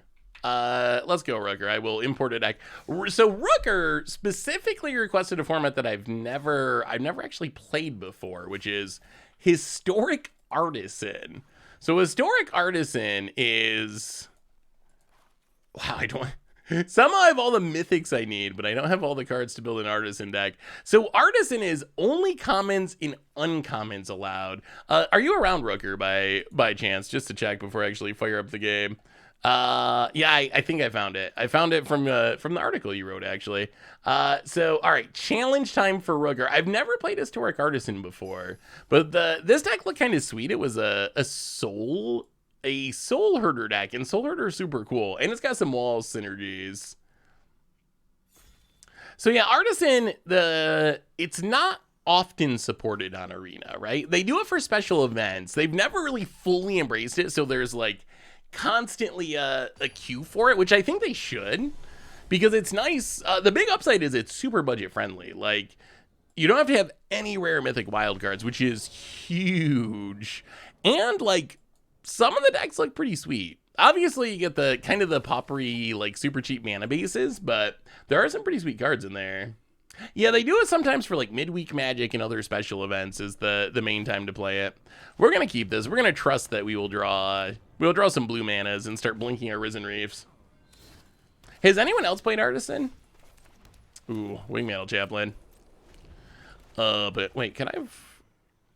Yeah, that does not scry. All right. Oh, Liquimetal. Liquimetal Coating. All right, this might be like land destruction. Well, we have a Risen Reef, so blow up our lands. Have you already built a new Gideon tribal deck for Deification and Pioneer Explorer? So there might be some Gideon tribal action coming up on the YouTube, perhaps tomorrow for Against the Odds. I think part of the issue is I actually think maybe Modern is the best format for it. Arena's missing a lot of Gideons. I was surprised at how many Gideons are not on Arena. Well, let's play Soul Herder. This is actually really good. Seems like a really good hand. I don't know how we win exactly, but we get to do value-y things. How did you like it, Silvertail? All right, Soul Herder, blink the Risen Reef, get some value, pass the turn. Yeah, Soul Herder art's really cool. Seth McKinnon's made some really just, some of the best art of, like, Magic arts. I think it's improved. It's kind of funny. I really like old Magic art.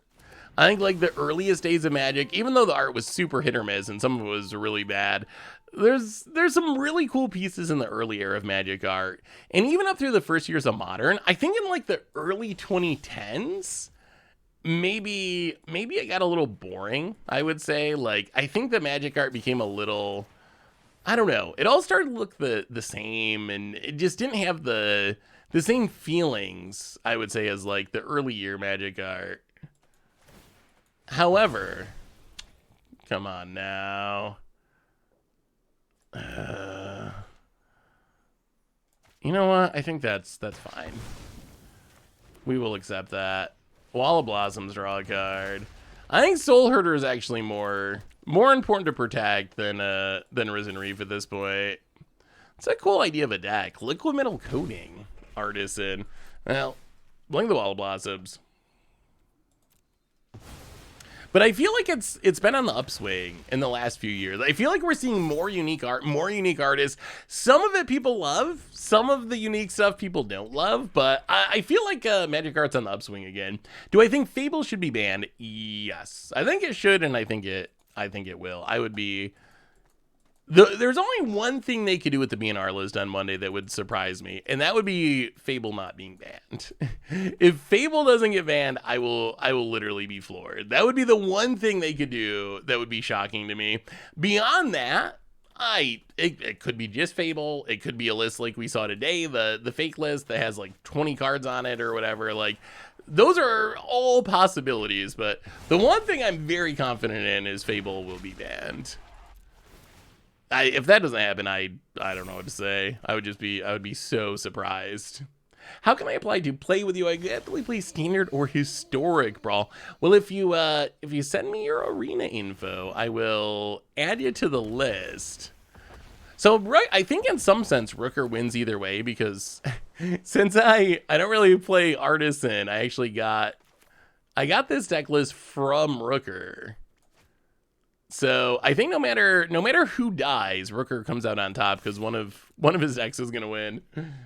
Yeah, Wiley Becker is another one who has really taken off. There's been 3 or 4 artists I've seen recently.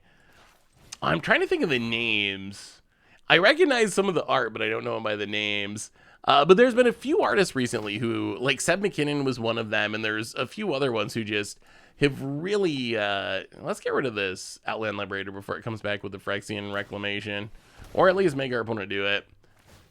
Sure, blink the Risen Reef. They really just have their own voice, which is something that Magic Art was missing. Magic Art was just like, all of it looked the same for a while, or much of it looked the same. There was still like Rebecca Gay or whoever during that middle era, but I feel like it's all that to say with this long ramblingness. All that to say, I feel like Magic Art's on the upswing once again, which is a positive. Yes, Carly's another one. It's a good question. Who's your favorite Magic artist? I got you, is it, Matt? I will add you to the list. So as far as the list, we're kind of getting to the point where if you're added to the list now, even like some of the people that were added before that, unlikely that we'll actually get that far, unfortunately. But the upside of being on the list is even if you don't get to play today, you will get to play in the future. You get a priority next Viewer Battle stream. So still worth signing up, even if it works out that you don't get to play today. Yeah, Rob Alexander is definitely classic. Ooh, I got you, Vixen. So with Viewer Battle streams, is there any way of doing it better? I don't know if there's a better way to do it. We've always kind of done it the same way, but if you ever have feedback, definitely, I'm always open to trying to improve things. When would be the next Viewer Battle stream? It'll probably be a little bit.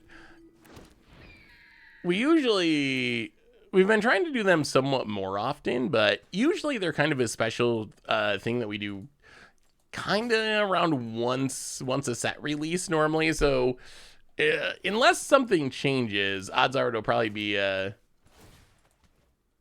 okay, blocks, turns into artifact, kills it. It'll probably be a few months, most likely, or a couple of months. Vesperlark.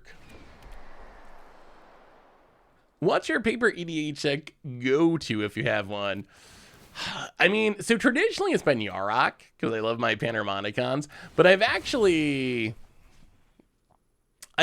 started to play Yarok a little bit less, just because the value can almost be too much for some tables. So I still love it. It's still one of my go-tos, but I found that I don't play it quite as much as I used to just because of that. But I think that would still be my number one. When I have to pull out the number one deck, it's usually the Yarok deck. Another new artist that stands out, Jeremy Wilson. I don't know what's a card I would know by Jeremy Wilson. That name doesn't sound familiar. Although I'm sure I've probably seen a card of theirs. Well, Chaplain Part 2, the birds. Yeah, I feel like the issue Rooker's having here is just 4 mana is not a ton. The game plan is really sweet, and I've never played Historic Artisan before, but the decks actually feel relatively powerful. Like, kind of, it's not like they're super duper weak. It does kind of remind me a little bit of Pauper. I can feel a little bit of the Pauper play pattern. But I think the biggest difference in this game is, like, we just have twice as much mana. Although I guess part of that's Risen Reef, but Well, take a land. Risen Reefs. Grab a land, grab a land. Go to combat. Do some attacking. This is a sweet... Boy, I can see just getting locked by this deck, though. We don't really have much removal. This thing gets to... If this thing flips and starts attacking with the liquid metal coatings, I don't know what we do about it. It's just shooting down our stuff again and again. What commander deck do you made that you thought would be good but ended up being worse than a pre-con? Oh boy. There's been a lot of them with Commander Clash. There's so many, because on Commander Clash, I guess I don't know if I thought they would be good, but on Commander Clash we have a lot of like super restrictive themes sometimes. And some of those decks end up being really bad. It's hard to build decks around a TV show or something and try to have all the cards be flavorful and not end up with a deck that's like kind of a little bit janky power level wise.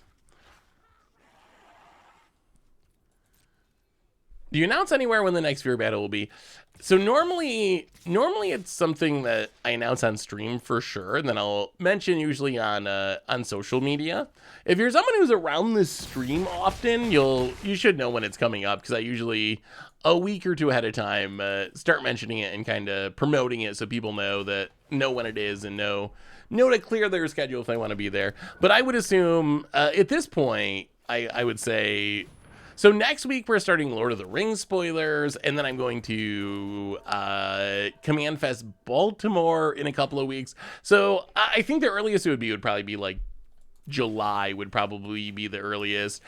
There's a good chance that we do another one before the fall set probably. I think this summer, like in August, as we're waiting for the fall set to come down, there'll probably be a time when we'll do another Viewer Battle stream just because... We'll be waiting for a change in the format. Yeah, a week from today is the start of Lord of the Rings spoilers. So Lord of the Rings spoilers, starting then, I assume they'll go for like a week. And then I guess that's kind of all we have until... I guess that's all we have until, what do we have? Commander Masters, but that's not a real set. It's a reprint set. So I think that's it until Eldraine in September. Our deck does not close out the game especially quickly, does it? How about a portable hole? This deck across the table, the Abzan deck, it seems like it should be able to set up just a somewhat unbeatable lock is what it feels like to me. Like, I feel like if you get it set up, and the lack of mana is making it hard to do, but if you get it set up, I feel like you're just blowing up everything every turn. Like, I feel like this is a deck with only commons and uncommons, and maybe once Rooker's back in the chat, they'll know. But I feel like this is the deck with all commons and uncommons that, I guess we should have got rid of the Haywire Might too, that actually just like, gets a flawless victory and locks someone out of the game. Paladin, welcome.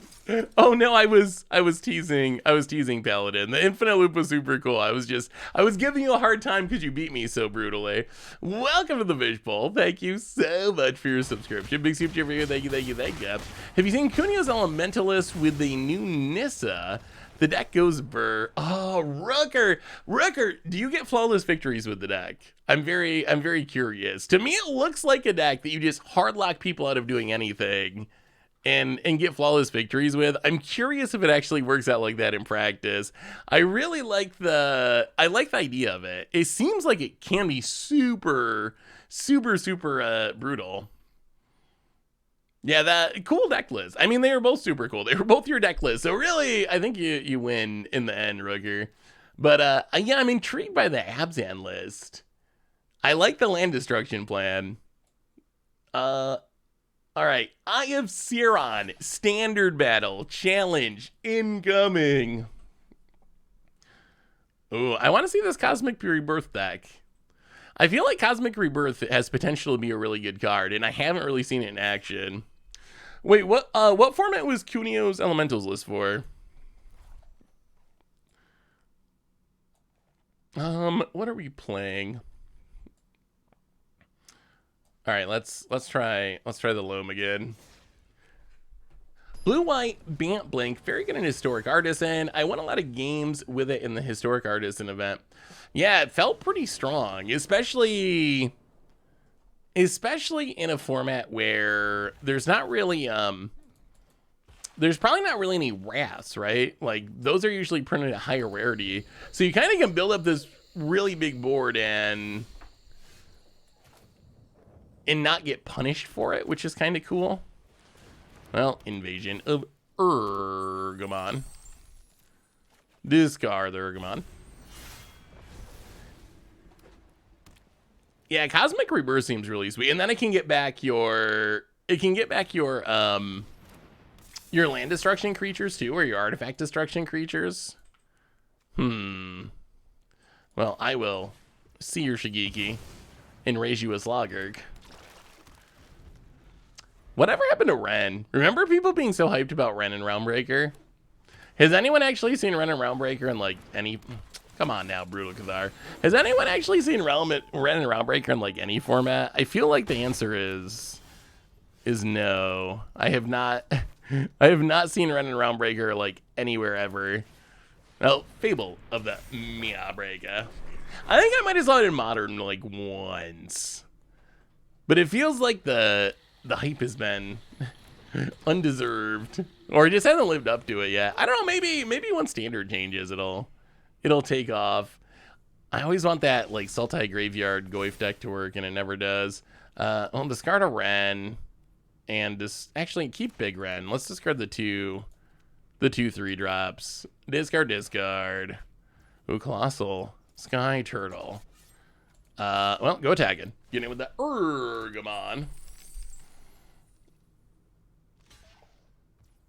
Yeah, I remember during spoiler season, people going pretty wild.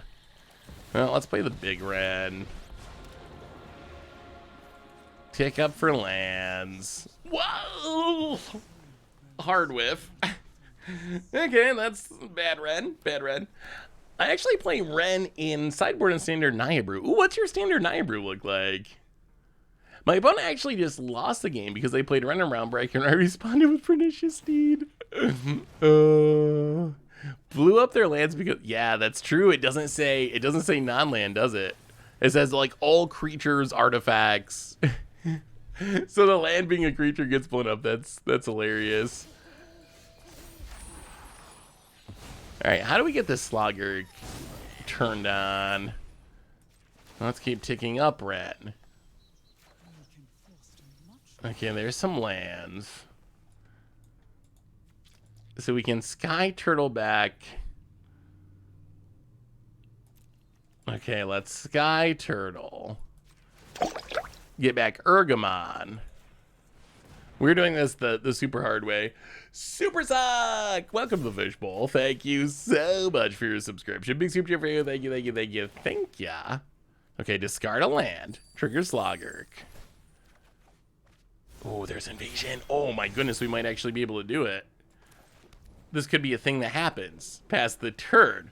We might actually loam in standard. All right, no attacks. About it.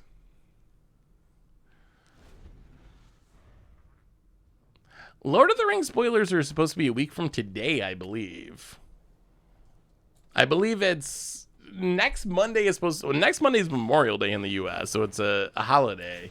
But it's so next Monday being our update, and then Tuesday WotC stream is supposed to be the start of spoilers, so we are almost there. What's the hype level for the Lord of the Rings set?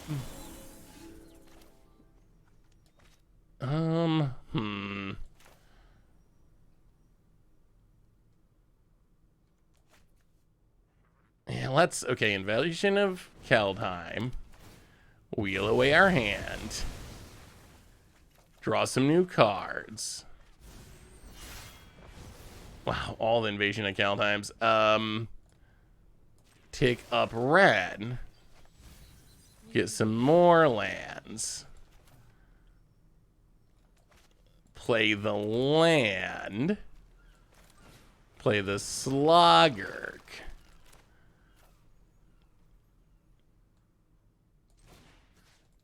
Get rid of Shigeki. Pass the turn.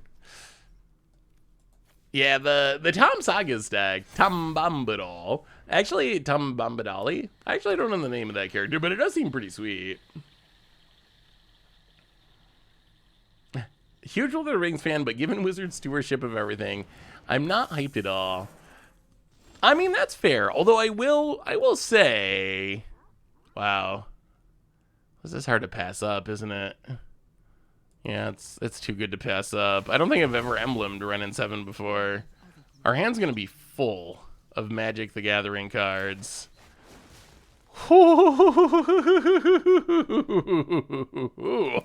Okay.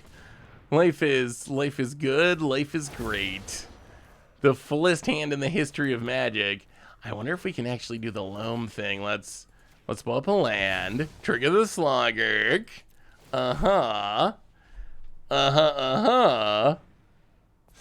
Bombadali.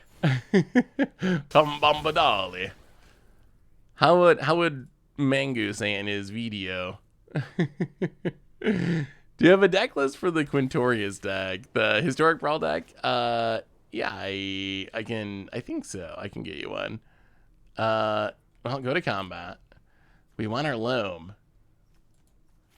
We want our... Oh, Cosmic Rebirth. Okay. Gets back the land. Sneaky sneak. Oh, gets back the Brunel Cathar.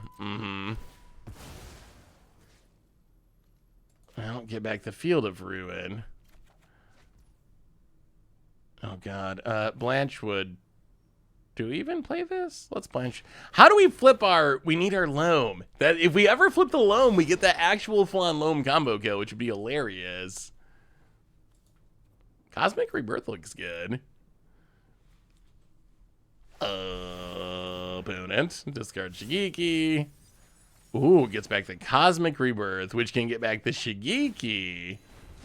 Which can get a land, which can get back... Oh, that's actually kind of... It's like the slowest loop ever, but that does seem like a really cool grind loop. So Cosmic Rebirth for Shigeki. Shigeki...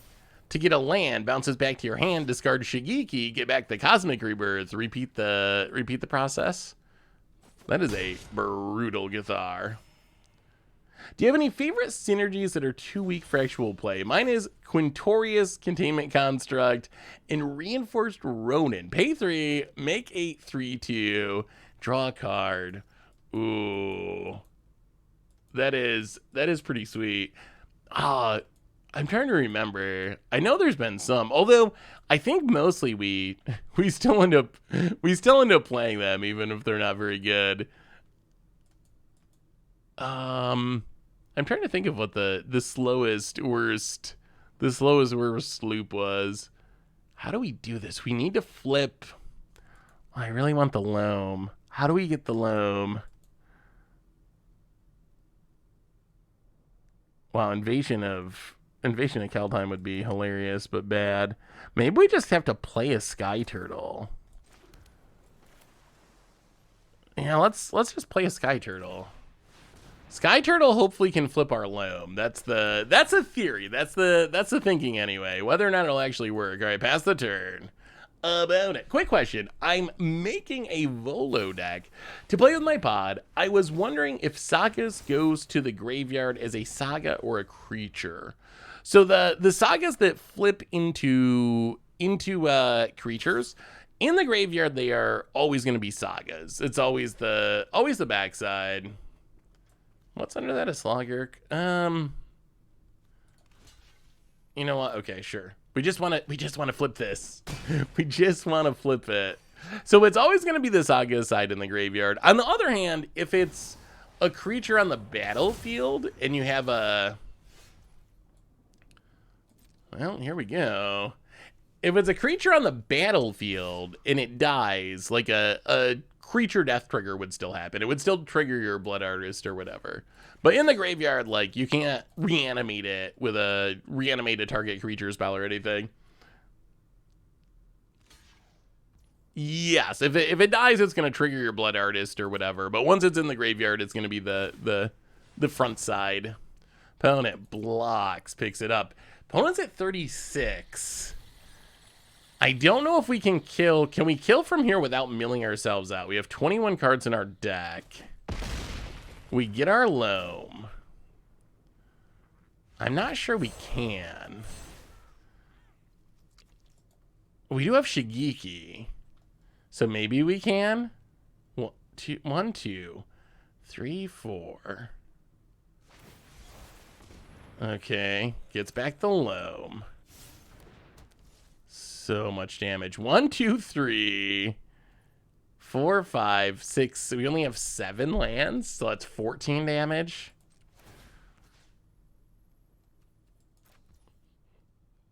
I mean, I guess we just pass then.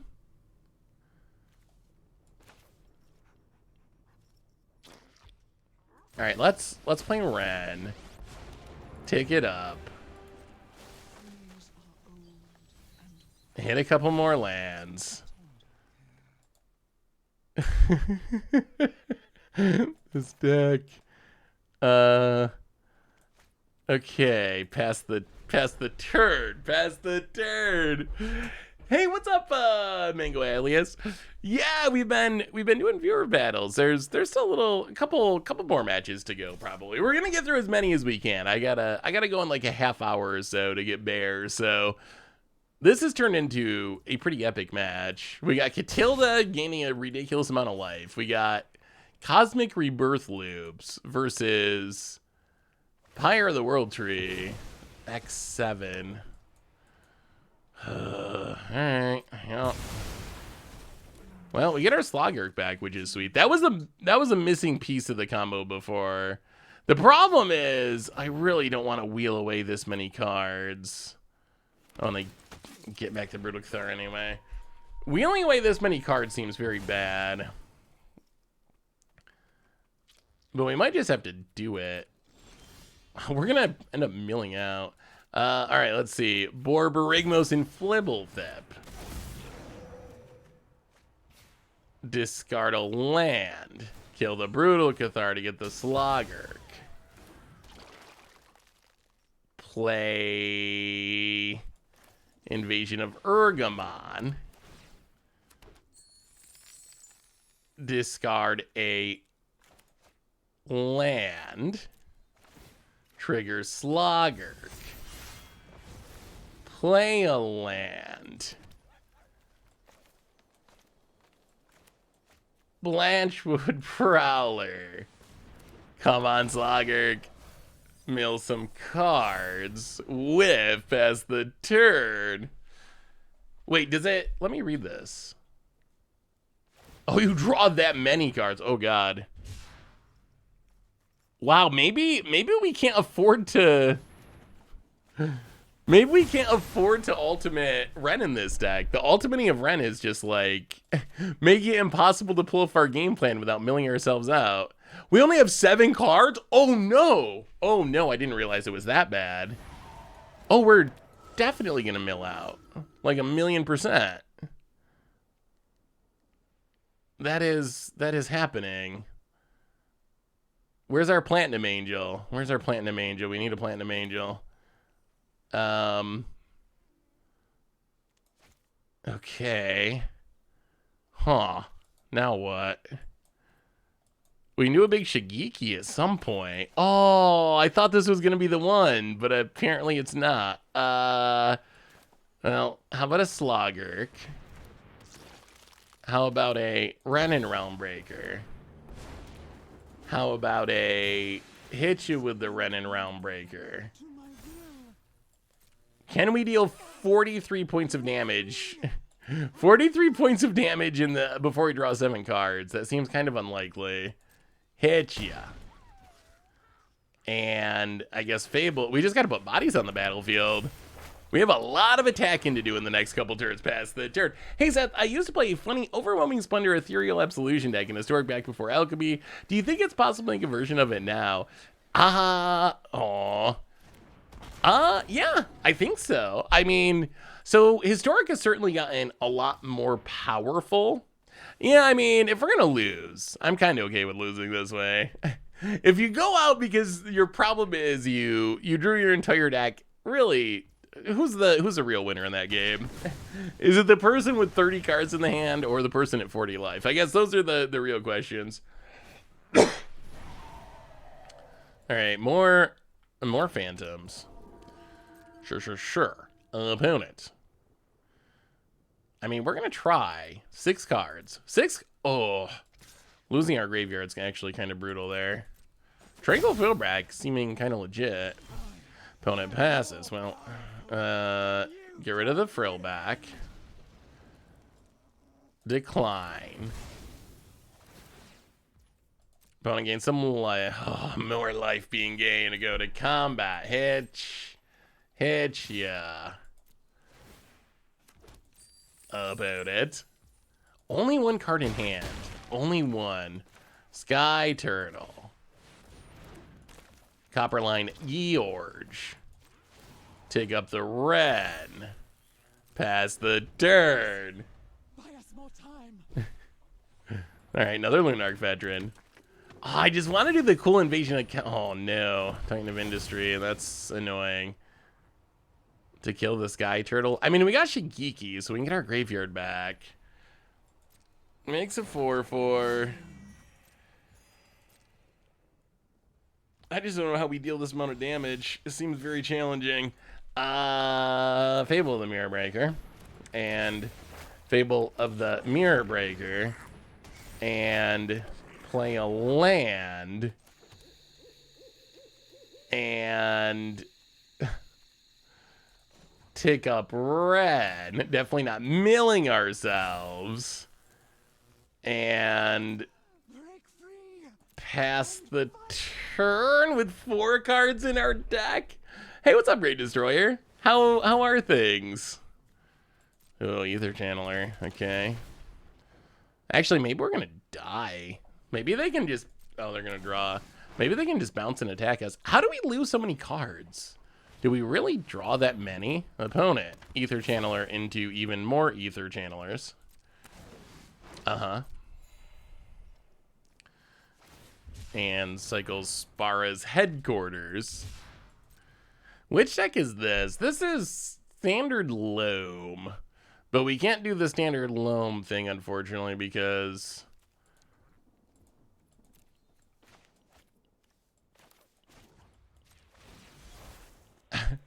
we can't do the standard loam thing because we'll mill ourselves out. We ultimated a Wren, and that has thrown a big wrench in our plans. Well, I don't think we can take advantage of that. And we can't get empty-handed. There's just no... So awkward. So awkward. All right. Take up on the land. I must. Play a Field of Ruin. Activate a Field of Ruin. Blow up one of your lands. Trigger Sloggerk. We're trying. Trying and failing. That's our deck is a Wren and 2 lands. That doesn't seem likely to work. Yeah, okay. Pass the turn. Just got a haircut that's long overdue. How's the viewer battle going? It's been going good. There's been... I sort of lost track of the record. Viewers started off hot, and we're 3-0. And then I came back, but we've seen some really cool decks along the way. Some super spicy sweet brews. How'd the haircut go, Great Destroyer? Yeah, I guess we just accidentally milled ourselves out with, like, just random. I mean, so what happened? What went wrong here? I think it was 2 things. One is Tranquil Frobrak's main deck graveyard wiping really ruined our day. We were kind of assuming that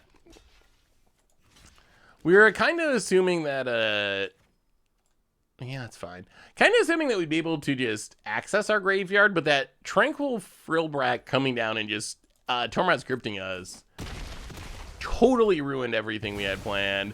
And then I guess we learned that we probably shouldn't ultimate Wren. Like, the Wren ultimate at the time was sweet because it drew us, like, so many cards. But I think it actually ends up being a drawback because we want lands to be going into our graveyard.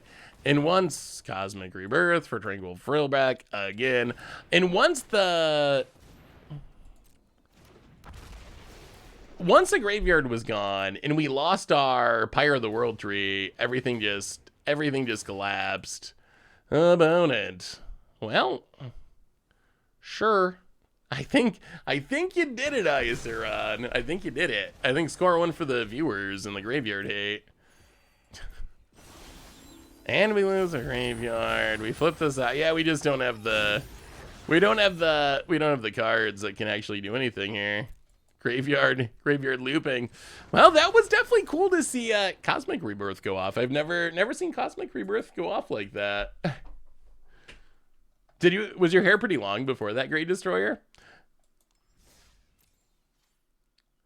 Good game, Stone Rain. Good game. That was definitely a spicy brew. The dinosaur graveyard. Hey, boy, that got me real good. I think I shouldn't have ultimated the Ren, as weird as that sounds. I think the ultimating of the Ren is when it all fell apart, because then I couldn't get things in out of the graveyard. So I've never actually ultimated it before, so I just assumed, well, why wouldn't I want to ultimate it? But yeah, the deck looked really cool. It looked super, super sweet. Okay, let's see. Where are we at? We can get in at least one or two more games. One or two. Let's see who's here. Combat Monkey. Combat Monkey, you're at the top of the list if you hear Combat Monkey. I don't know how many of these people are here. Combat Monkey, the Ghost of Dak Faded. Actually, let's do it. I know you're here, Birds. If no one else ahead of you on the list shouts it out, then it's gonna be a challenge to you in a minute. Eat My Junk. Oh, Eat My Junk is here. Okay. Grand Strategizer. I got you, Grand Strategizer. Nala Killa. Okay, Nala Killa. Historic Brawl. Right now it looks like, so none of these people. No Combat Monkey. No Ghost of Dak Faden. No Adam C. No Legion. I would have got mailed out either way then if you have Jason there. Yeah, I really like the idea of it. All right, well, Eat My Junk. Challenge incoming, because I don't think anyone ahead of you is on the list. So let's see. Boom. Friend request sent. Oh wait, Ghost of Dak Faden is coming. Dak the Ghost of Dak Faden sneaks in. Oh, all right. Maybe we can get in these last two. Maybe we can get in two more. Maybe we can do, because now I feel bad for Eat that. Okay, so Eat, you wanted to do. I think that's the plan. Eat wanted to do standard. So I think Eat, I'm gonna challenge you since Ghost is firing up their arena. So I will challenge you for standard, and then Ghost of Dak Faden after the standard game, we'll do Historic Brawl, and then that might be the last match, and everyone else will be carried over. I will say, I think I'm gonna do this is people that were left over from the last viewer submitted stream that weren't here this stream. I think they're just going to get lopped off the list and have to sign up next time. I can't imagine most of these people even remember signing up in like January. So I think that's too long to carry it over. So we're gonna cross those people off the list for the future. And then anyone who didn't get in from today's list will be at the top for the next time.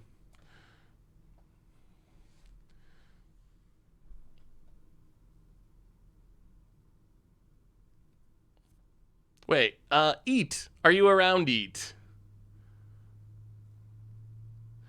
Am I going to switch to Steam? What is the upside to Steam? I've never really been clear on what the upside... Like, is there any reason I should switch to Steam? I have Steam for other games.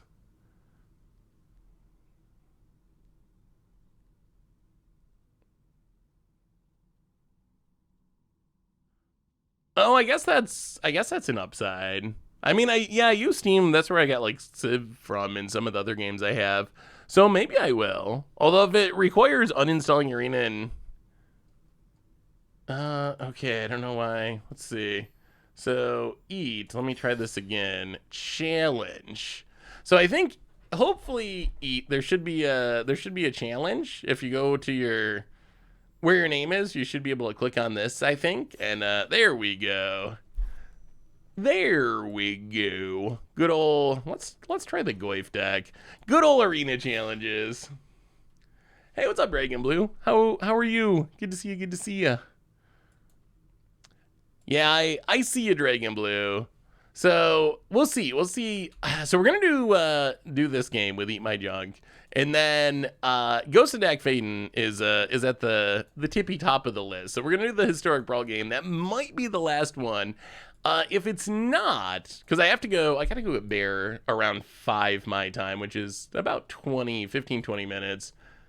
If not, here's what we got on the rest of the list. So you're on there, Blue Knights. I wonder, what do you think about the sign up thing? Do you think that viewer battle streams would be, do you think it's better with having people sign up ahead of time? Or do you think it would be better to have people be able to jump in and play during the stream? Because one thing that usually happens is, since we announce it like a week or two ahead and have people sign up, people who come into the stream and are like, oh, I want to play, it's pretty rare that they get to play, because there's usually that huge list of people that signed up ahead of time. I wonder, maybe sometime we got to try one where we don't take signups, and then people will have the chance of jumping in it. Yeah, maybe I'll try that in a future one to see how it goes. Because I always feel bad that people who just randomly stumble into the stream and want to play often don't get a chance. And I would love for those people to be able to try too. Yeah, let's play Shigeki. We gotta fill our graveyard before we go goifing. We're not to the goif time yet. Custom games are really long. Yeah, we try to do best of one to get through as many as possible, but even doing best of one, like, you can only get through so many games in 3 or 4 hours.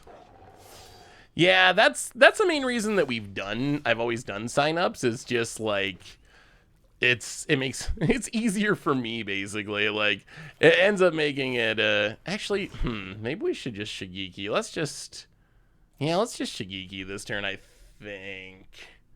Shigeki, fill the graveyard, get a land. Hopefully get a green source. Next turn do 2 things, and well, I guess we can't really block this because it has trample, but alright, looks like a prowess deck.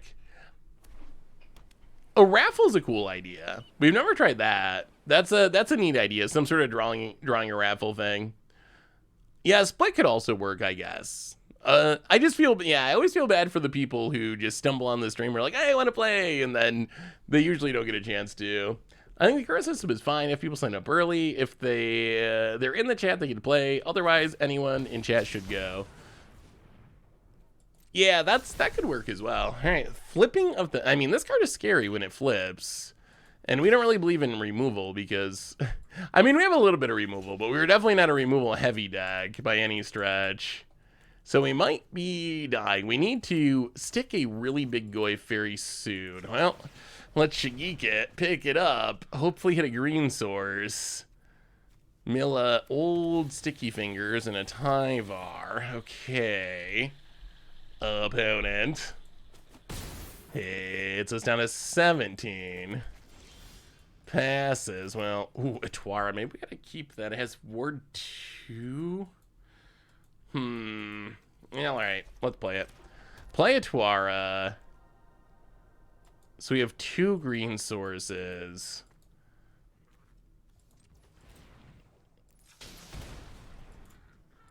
Alright, 1, 2, 3, 4. Goif. Goif double kicker. Alright, kick it for black, kick it for blue. Hopefully we mill some creatures. We need this Goif to grow. We need the Goif to grow. Oh, let me see metallic. Okay, that's reasonably big.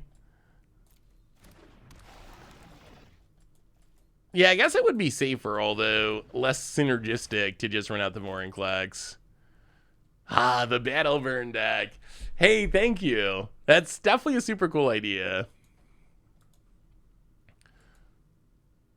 I think the current system... Yeah. Alright, opponent. What do you got, Prowess? What do you got?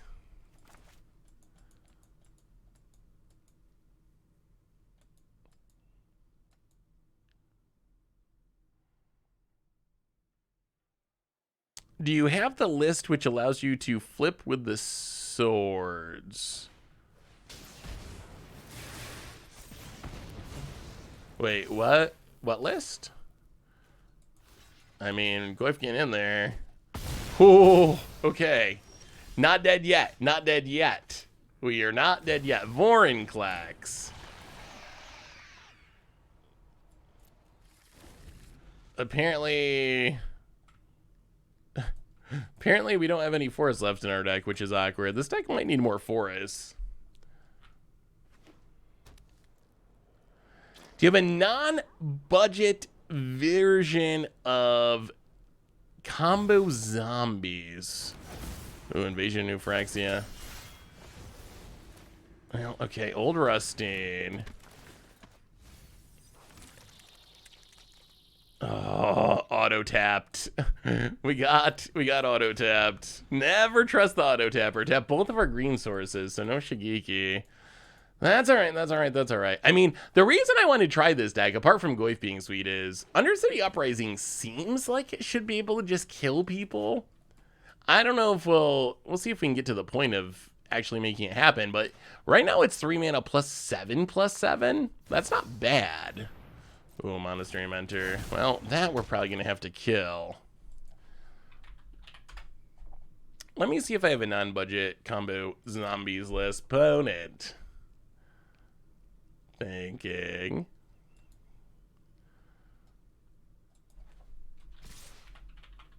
Everything at the invasion. I think this is the... So I haven't updated it since we played it, but I think that's the non-budget list from when we played it for Budget Magic. I don't know if there's any... I haven't looked at it too close. I don't know if there's any new updates from the new sets.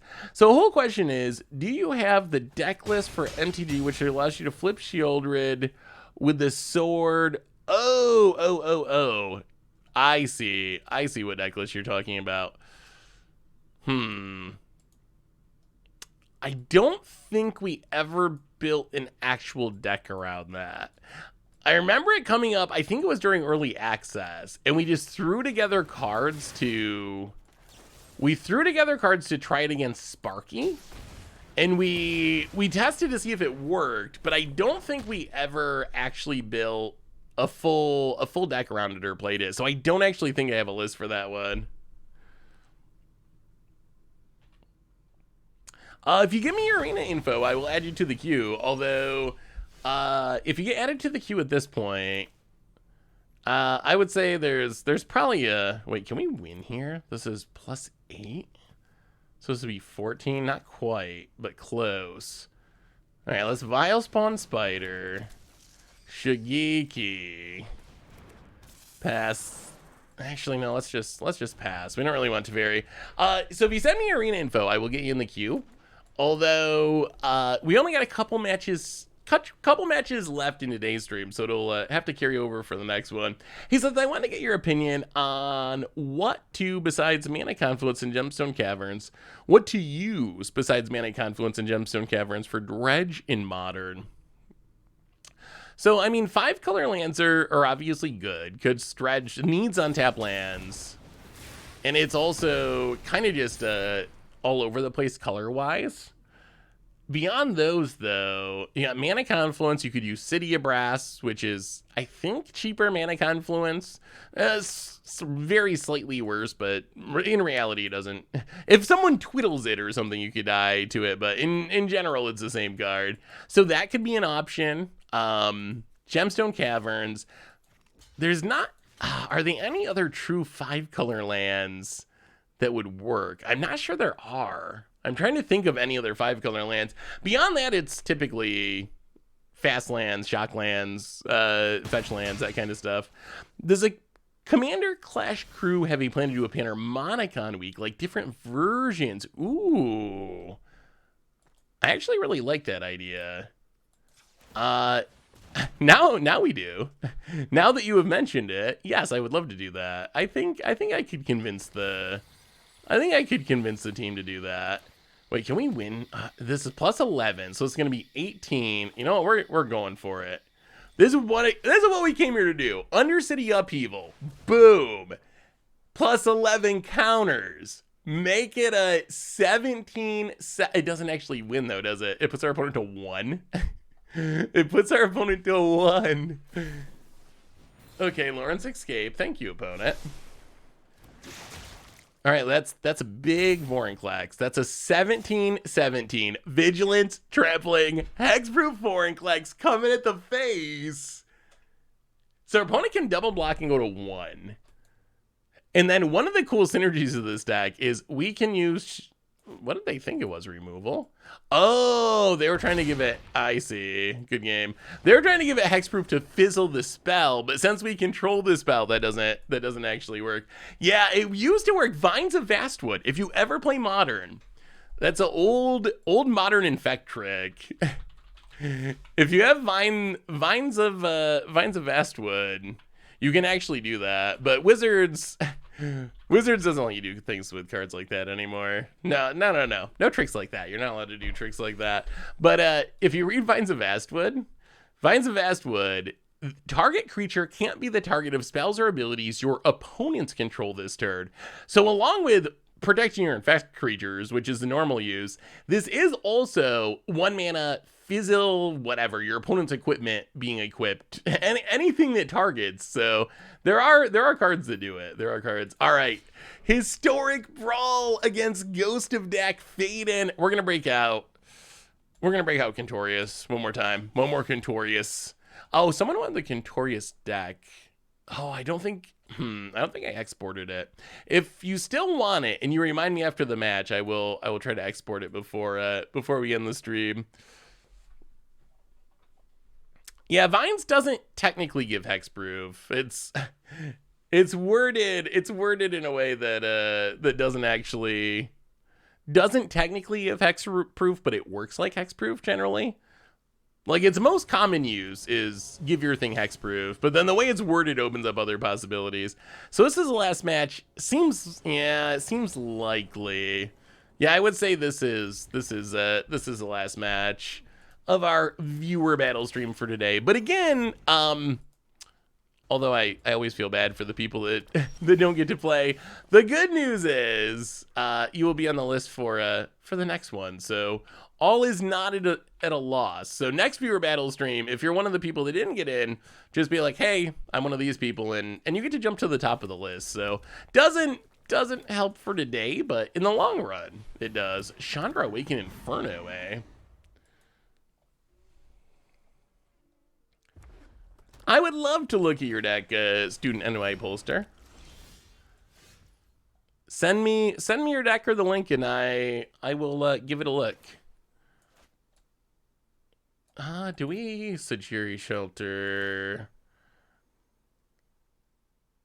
Yeah, okay, Sajiri Shelter, Bitter Reunion, discard the God Pharaoh's Gift. Bitter Reunion for haste to go with Quintorius is nice. So discard that. And yeah, let's just pass. No reason to attack with Plarg. Opponent. Do you think alchemy is going to get more popular now? That's something I've been trying to figure out. Okay, let me ask it this way. Is there any argument for us trying argument? Is there any argument for us trying argument again? Is there any argument for us trying alchemy again as a result of the changes to standard? Is that something we should even like consider? Or not really? Is it just too far gone that it doesn't matter? Let's discard a land, draw a land. Well, play a Mind Stone and a Mountain and a Relic of Legends and pass the turn. Let's take a look at this deck list. Ooh, modular, eh? So this is your first deck. So I like the idea of it. I like where it's heading. I think the modular theme is a good one. Boy. Ah, yes, I forgot. This is a format where you always have access to a planeswalker if you build around it. Sure. No pressure. About it. Oh, that is a scary Chandra. Let's discard Mom, draw land, untap, get pinged, play a land. 1, 2, 3, 4, 5, 6, 7. All right, play Quintorius. No attacks. God Pharaoh exiled. I think so I think you're on a good track. I think you got a pretty good curve. I think you got the synergy down, which I like. Like, you recognize that if you're going to play a modular theme, you want almost all your cards to work with the modular theme. So some cards that I would consider, and a lot of it depends on your budget for upgrades. The Ozolith is like a really, really good card with that theme. Any sort of Glory Bringer.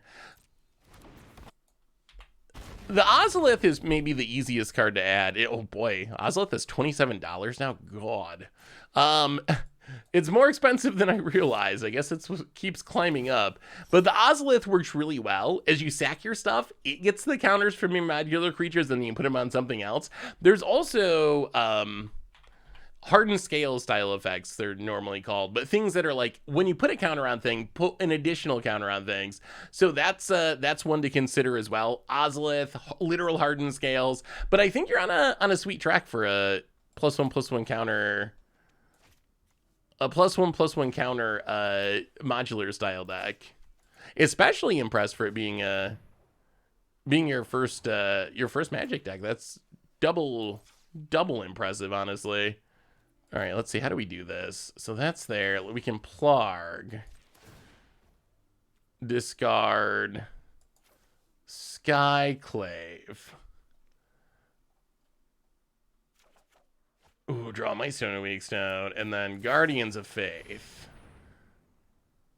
Phase them out, phase them out. Save the Quintorius. Okay. Phase them all out. About it. Training Ground Alter Slimefoot combo. No, but I can kind of envision it. Seems like infinite sacrifices. Ashnod's Altar is pretty good at going infinite with things. Pretty good at going infinite. So you reduce the cost. With Training Ground, so it costs 2 to activate Slimefoot, and then you can sacrifice the token to Ashnod's Altar to make 2. So essentially you get infinite sacrifices, and then I assume you have a Blood Artist effect of some kind and infinite drain. It's pretty sweet. Well, welcome to the Magic deck building, student. If you ever got more questions or just want to hang out, the stream Tuesday and Thursday, definitely feel free to come and share your brews or whatnot. Well, let's sack the Spirit. Get the God Pharaoh's gift. Play the God Pharaoh's gift. Play the land. Go to combat. Get the Elish Norn. Go attacking at the Chandra. Come on. Hold. Opponent gonna block the Guardian of Faith. Sure. Zombie mom. Wow, annoying. Opponent. Oh, I see. Slimefoot has a Blood Artist effect for Saplings. That's nice. That keeps it down to a 3-piece combo, which is definitely a little more practical than 4 pieces. So it's nice that you don't also need to draw the Blood Artist for sure. Well, that's Maestro Weeks down. I mean, we can draw a bunch of cards here, which is pretty sweet.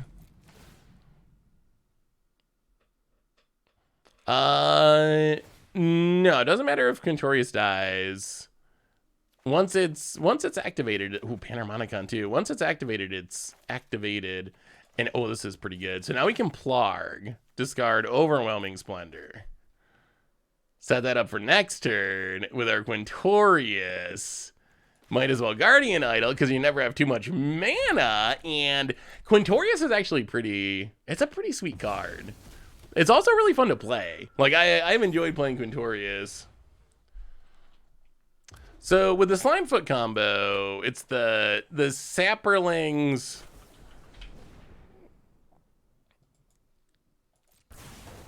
It's the Saplings that it makes. So, basically, hang on. We'll Goblin Dark Dwellers, spicy.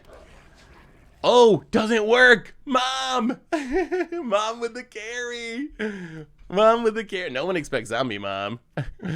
So the combo is, your opponent's gonna do some wrathing. This does hurt. Yeah, that's unfortunate. Back to the command zone with ya. Opponent passes. Emblem. Sure. Well, okay, if we Quintorius. How does this read? Being your hand step, exile non-creature, non-land, creature, sacrifice, exile card, exiled with Quintorius. So the way this is worded, we can't cast things that were exiled with the previous Quintorius, I don't think. Hey, what's up, Kuroji? How are you? Yeah, we did hear the Blake thing. Have I ever been skydiving? I haven't. I don't know if I would enjoy skydiving, honestly. Are you gonna do it? Well, in that case, I think let's do it this way. Let's play a Panharmonicon. Play a Cavalier of Dawn. Turn your Chandra and your Glorybringer and our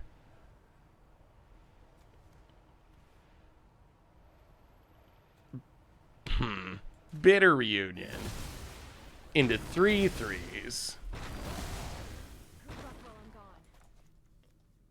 All right, not a bad Cavalier, not bad. Play the tap land and go to combat and get back a Plarg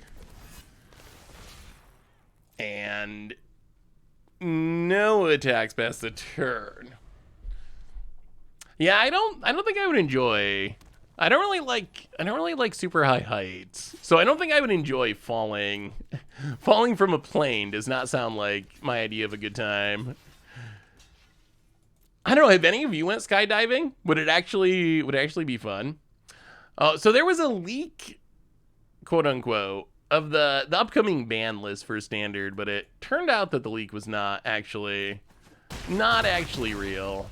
All right, so I assume our opponent's gonna Chandra Wrath is probably where this is headed. Yeah, having a Chandra that you can repeatedly get back from the graveyard seems back from the command zone seems good. Opponent sweeps away. Oh, it's an elemental. Ah, the elemental text on Cavalier of Dawn actually mattering. Well, okay. Go to combat.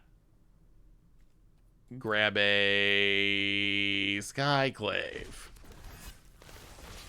Get rid of your Arcane Signet. Kill the Chandra. This Godpharaoh's Gift's been doing work. Get in, hit ya. Hey, at least I tried. Play Quintorius. And the land.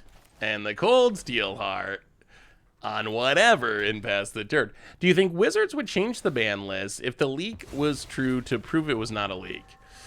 No, I don't think so. Like, I don't think they actually care that much about it.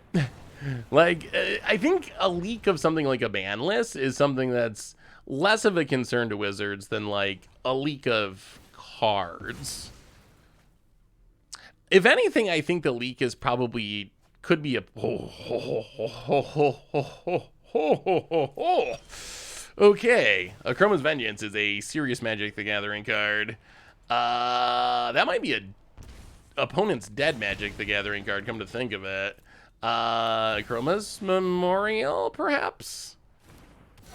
Pretty frightening, and then turn on Guardian Idol, maybe? Is this gonna make our opponent die? We get a Guardian of Faith. Everything has pro red, everything has pro black, everything has flag, and trample, in haste. And also first strike for no real benefit. Well, we will go attacking.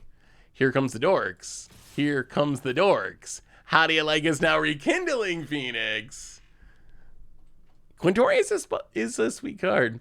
Hey there, I'm a player returning to the game after some time. I just jumped into Arena. Could anyone in chat recommend a good deck I could get started with that's fun and easy? Okay, so there's a few different options. I think fun is probably going to depend a lot on what style. Wow, opponents hit 1. Fun is probably going to depend a lot on what style of play you enjoy. If you like more like controlling decks or mid-range decks, I would say, boy, so a couple of the default decks for new players that gets recommended quite a bit. Opponents getting in. Well, let's block Rekindling Phoenix. We have pro red anyway. So a couple decks that get recommended a lot to new players, like mono red aggro, if you like being aggressive, is one of them. You can see an example here. There's also, hey, thank you, Samix. Welcome to the stream. Soldiers is also another aggro deck that's somewhat popular. Not as cheap as mono red, but those are some options I'd look into. Opponents. I don't know if are they actually going to burn us all the way out? I feel like our opponent's just doing their thing because they know they're dead. I hope that that's what they're doing and not actually killing us. Oh god. Sundering Stoke, but not enough. Good game, Ghost of Deck Faden. Good game. Ugin's not legal in Historic Brawl. I don't think. It wasn't when I was trying to build my decks, at least. It was ghosted out, so I'm pretty sure it's actually banned in this format. I got you. I'll give you the Quintorius deck list right now. I gotta export it. Let's see, where is Quintorius? Historic Brawl Quintorius being exported. And let's see.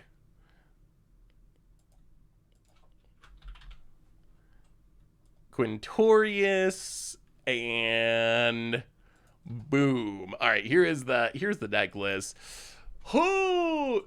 Wait, why does it say must contain? Oh, hang on. There's 101 cards somehow. I think Quintorius ended up showing up twice. All right. Autumn Shake, welcome to the Fishbowl. Thank you so much for your subscription. Here's the Quintorius deck list. Thank you so much for your subscription. Big super cheer for you. Thank you. Anyway, I think that brings us to the end of our viewer battle stream for today. So we got to see a lot of really cool decks. Y'all brought some spice. We got to see lots of battles. We saw some cool Historic Brawl stuff, some sweet Explorer stuff. So if we didn't get to you today, my apologies. There's just so many people on Viewer Submit today, but we will do another one. Like I said, your name is still on the list for next time. So if you didn't get today, I'll try to remind you next time so you can make sure to get to play then. But anyway, everyone, reminders. Oh, Cube. Yeah, I know some people really want to see Cube. We'll see. Maybe we can do some cubing at some point. On that note, everyone, reminders, replay YouTube. That's where you can find all the old streams, including this one in the future. Normal YouTube. Tons of stuff coming up on there. You can check out Tomorrow's Against the Odds. We're heading to Modern, and it's actually pretty sweet. I would recommend checking it out. I think you're gonna like it. Hey, thank you, Made of Steel.